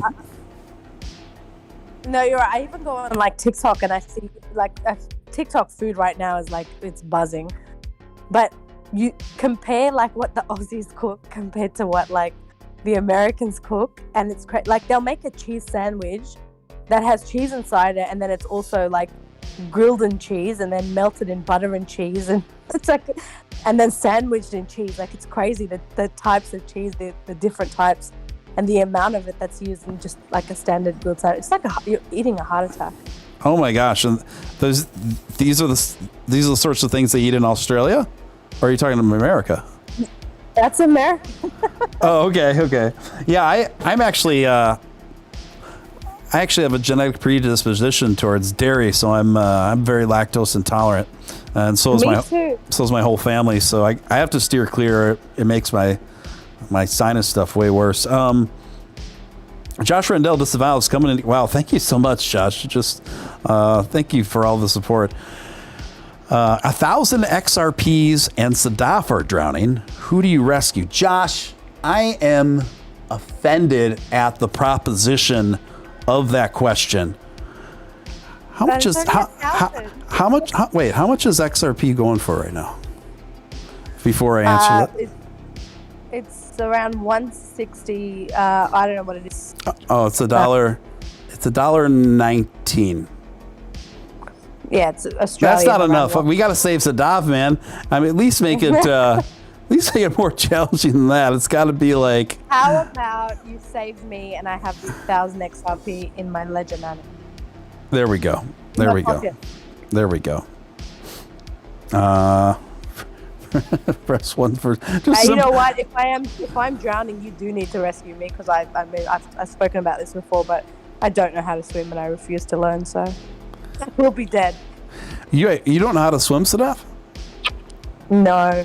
And you know, when I bought my house, I bought it because it had a pool, so it's crazy. But I just like tanning, next to water. I don't actually like swimming. I have absolutely, and it's so crazy because I'm in, like, I was raised in Australia.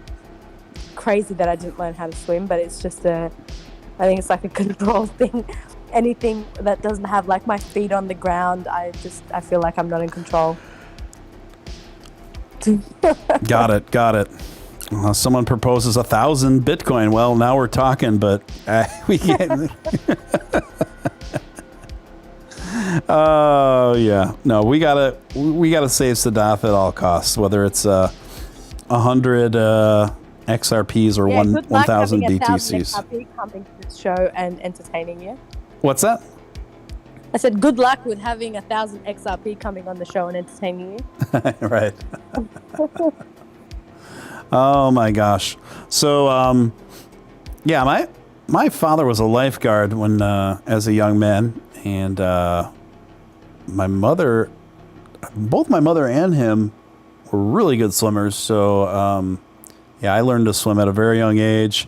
Had the floaties on by the time I was 2 or 3.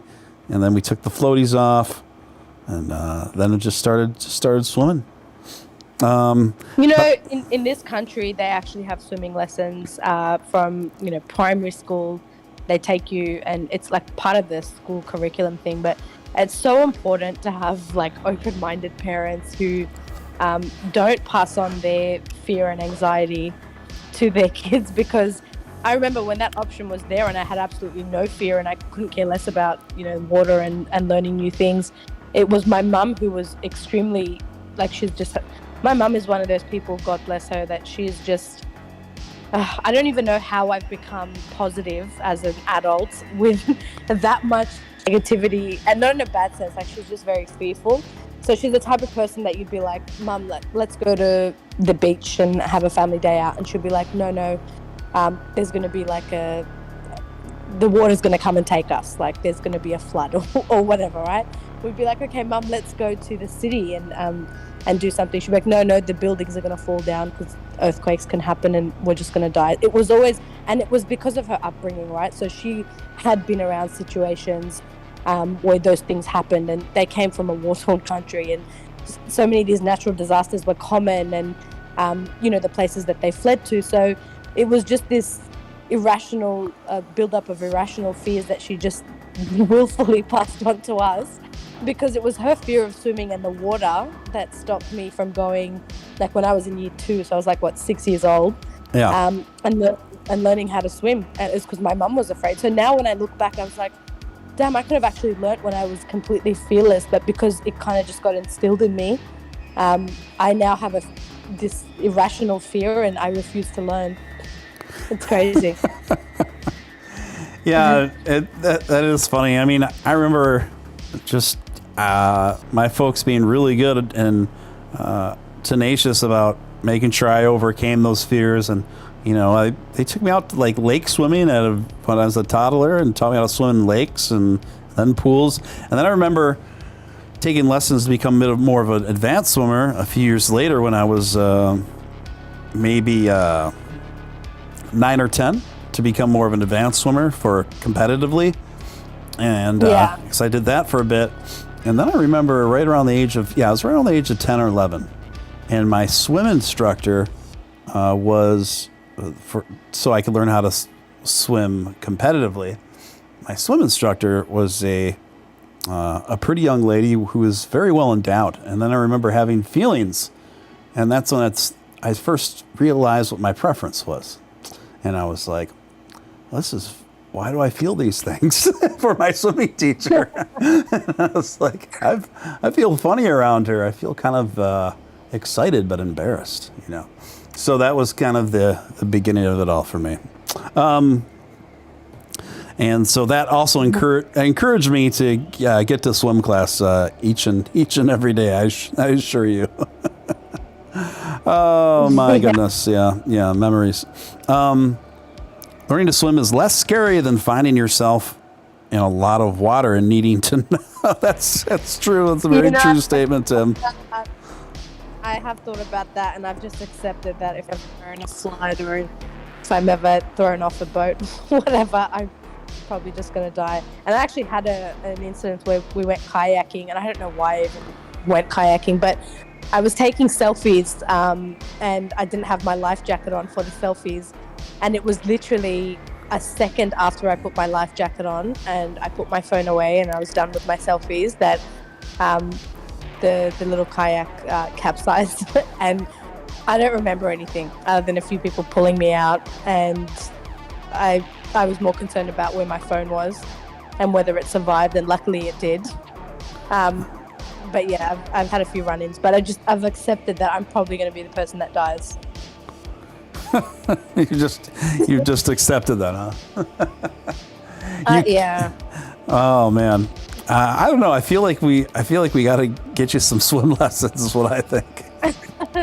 You know, I've had a few friends that are really, really good swimmers that have tried to help me, and I'm like, my requests are so pathetic. Like, I remember once she was asking me to float, and she spent like 4 hours teaching me how to float.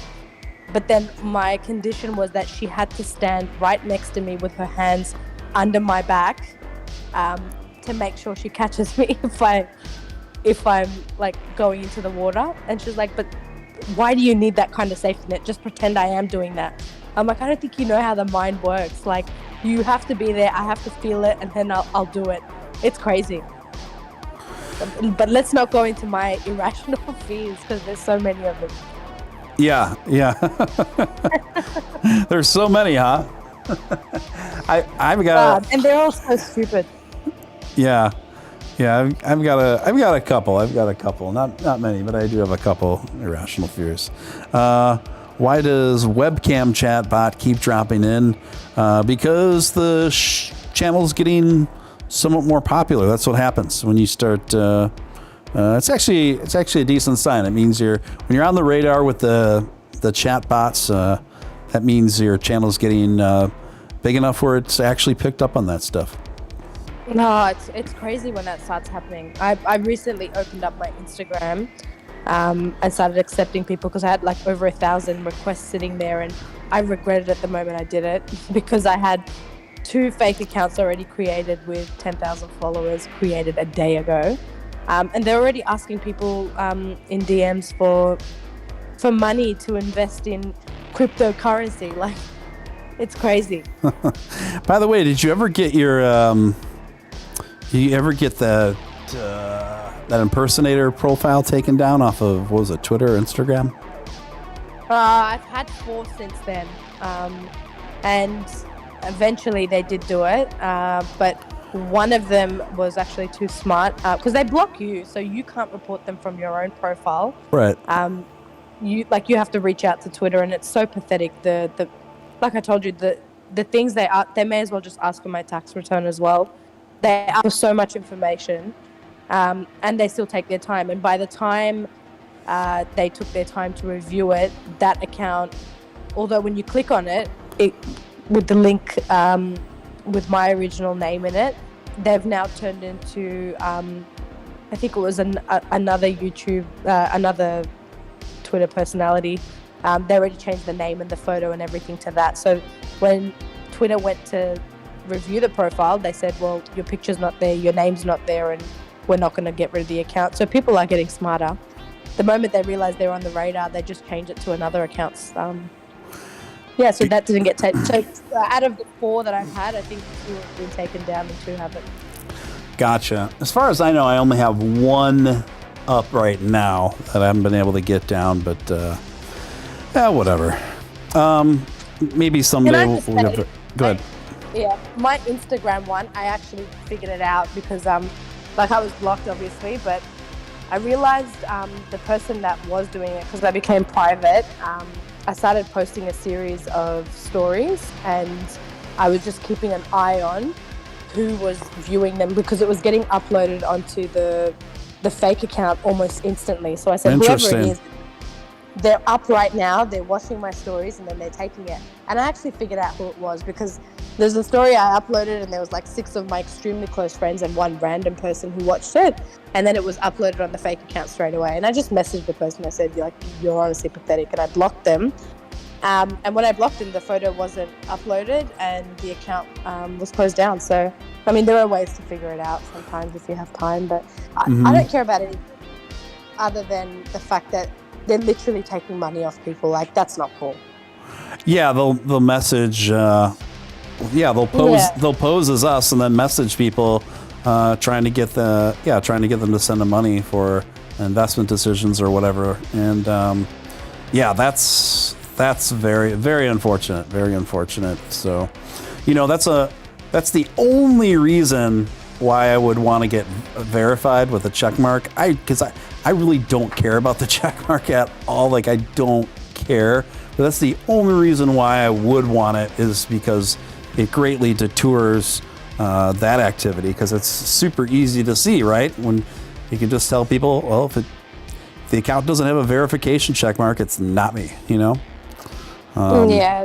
a lot of big Twitter personalities, like with over 100,000 followers, who are unable to get verified, even with that same problem, complaint. Yeah, it's just for some reason that's just not good enough. Like, you need to have a lot more awareness, and whatever. If they think scamming people is okay just to stop you from getting a check mark, then so be it. Right. Yeah, I know that Matt Wallace finally got his check mark a couple days ago, so that's good for him. I know he had a ton of impersonators, and I think one of the things they require too is, like, you got to give 3 different examples of you being in the news, right? So then you got to give them 3 different examples of that. So I think that's probably one that holds a lot of people up. Go ahead. Yeah, look, people can, but like, it also has to be with a very defining kind of news article. So it can't be about like for example, you had a shout out for Elon liking a tweet of yours. That, even though that wasn't in a news article, crypto news article or whatever it was, they don't deem that as something that featured Stephen's work altogether, or what Stephen's actually doing. I think the best way to do it is just to launch a book, honestly. Release the book.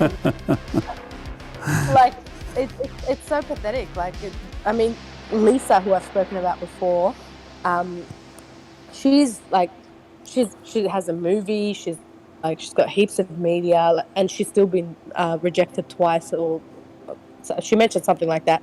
But that's crazy, because she has a lot of awareness. She's done a lot of things other than just crypto, and they still refuse to. Maybe Matt can give us some advice on how he got verified. That's how I learned about you need to cite 3 articles online with you in it. That's how I found out about him, because he was, I was on the phone with him while he was filling out the application for it. Josh Randall Disavows coming in at $10 super chat.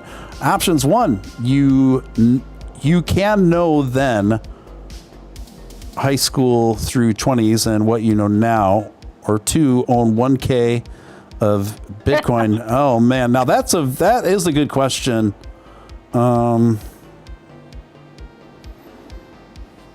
Bitcoin, whatever. That money will teach me. Yeah, I'll say I'm gonna go with number 2 as well, Josh. I'm gonna go with number 2 and just keep history the way it was. Okay, but that's actually a pretty provocative question. That one actually gave me pause, so I'm like, let me see here. The alternative is, imagine the extraordinary success with girls in high school, knowing what you know now as a man. That would be extraordinary, but still, owning 1K of Bitcoin starting in 2010, we're gonna go with 2. We're gonna go with 2 for sure. Well, Sadaf, I'm going to wind this down here. I got some other obligations, but we've been going. I have to jump off. I'm sure you do as well. Yeah, we've been going for 3 hours. Yeah, almost 3 hours here. Almost 3 hours. This was a fun stream. I haven't done a long stream in a long time, and it was a blast. I had a blast doing a long stream with you, guys. But don't don't be sad. Sadaf is going to be back this Thursday night, same bat time, same bat channel. In fact, I've got another huge show to announce for you right now. This Thursday night, it's not only going to be flanked with the co-hostess with the mostest, Sadaf, but also having back a very special guest, and that's Catherine Brodsky. Those of you, I don't know if there's anyone it's probably a couple of you in the chat that were around for her first appearance, but Catherine is a super talented writer, journalist, just a really cool, independently minded, very sharp woman. She's written for anyone from Variety Magazine to Esquire to Playboy to Vulture.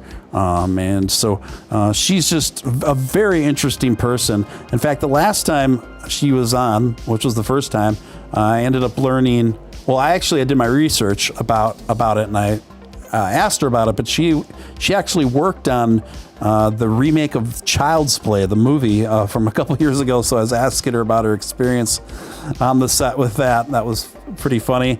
But so that's going to be this Thursday. Catherine Brodsky and Sadaf and yours truly on this channel.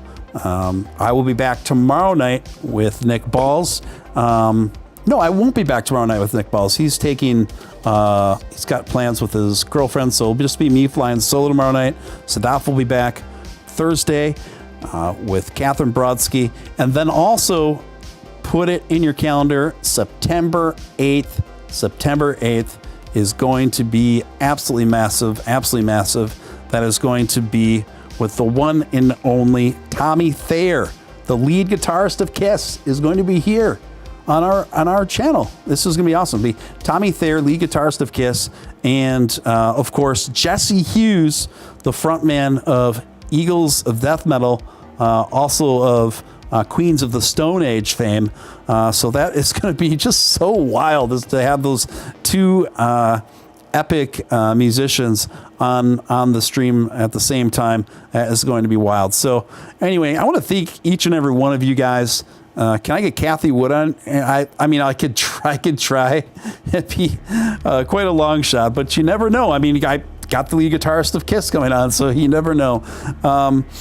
So guys, thanks for hanging around for the extra long stream tonight. I hope you enjoyed it as much as I did. And I want to thank the always lovely and insightful Sadaf Jadran. If you don't already follow Sadaf, and you want to continue your simping through social media, you can find her pretty easily at Sadaf Jadran, just how her name is spelled on Twitter. She's pretty straightforward and easy to find. There's only one of me. Yes, and there can be only one. There can be only one. And I want to thank all the super chatters tonight. Thank you for your generosity tonight. Hugely appreciate it. Honestly, guys, you guys are the best. I really, really appreciate it. And so I will be back tomorrow night, and then Sadaf will be back with Catherine Brodsky on Thursday night, guys. I want to thank each and every one of you. Do you have any parting words, Sadaf? No, just that I love you guys, and thank you for being so welcoming again after a few weeks off. Yeah, certainly. And we will reconnect soon. Until next time, this is Stephen Steele and Sadaf Jadran signing out.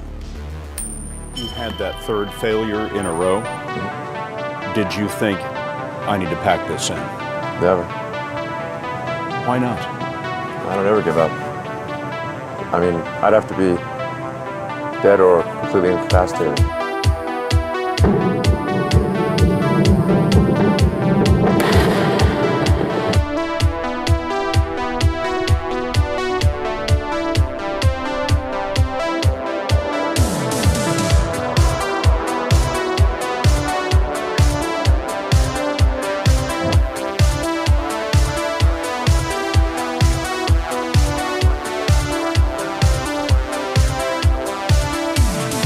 There are American heroes who don't like this idea. Neil Armstrong, Gene Cernan have both testified against commercial spaceflight in the way that you're developing it, and I wonder what you think of that. I was very sad to see that because those guys are, those guys are heroes of mine, so it's really tough. I wish they would come and visit and see the hardware that we're doing here. And I think that would change their mind. They inspired you to do this, didn't they? Yes. And to see them casting stones in your direction. It's difficult.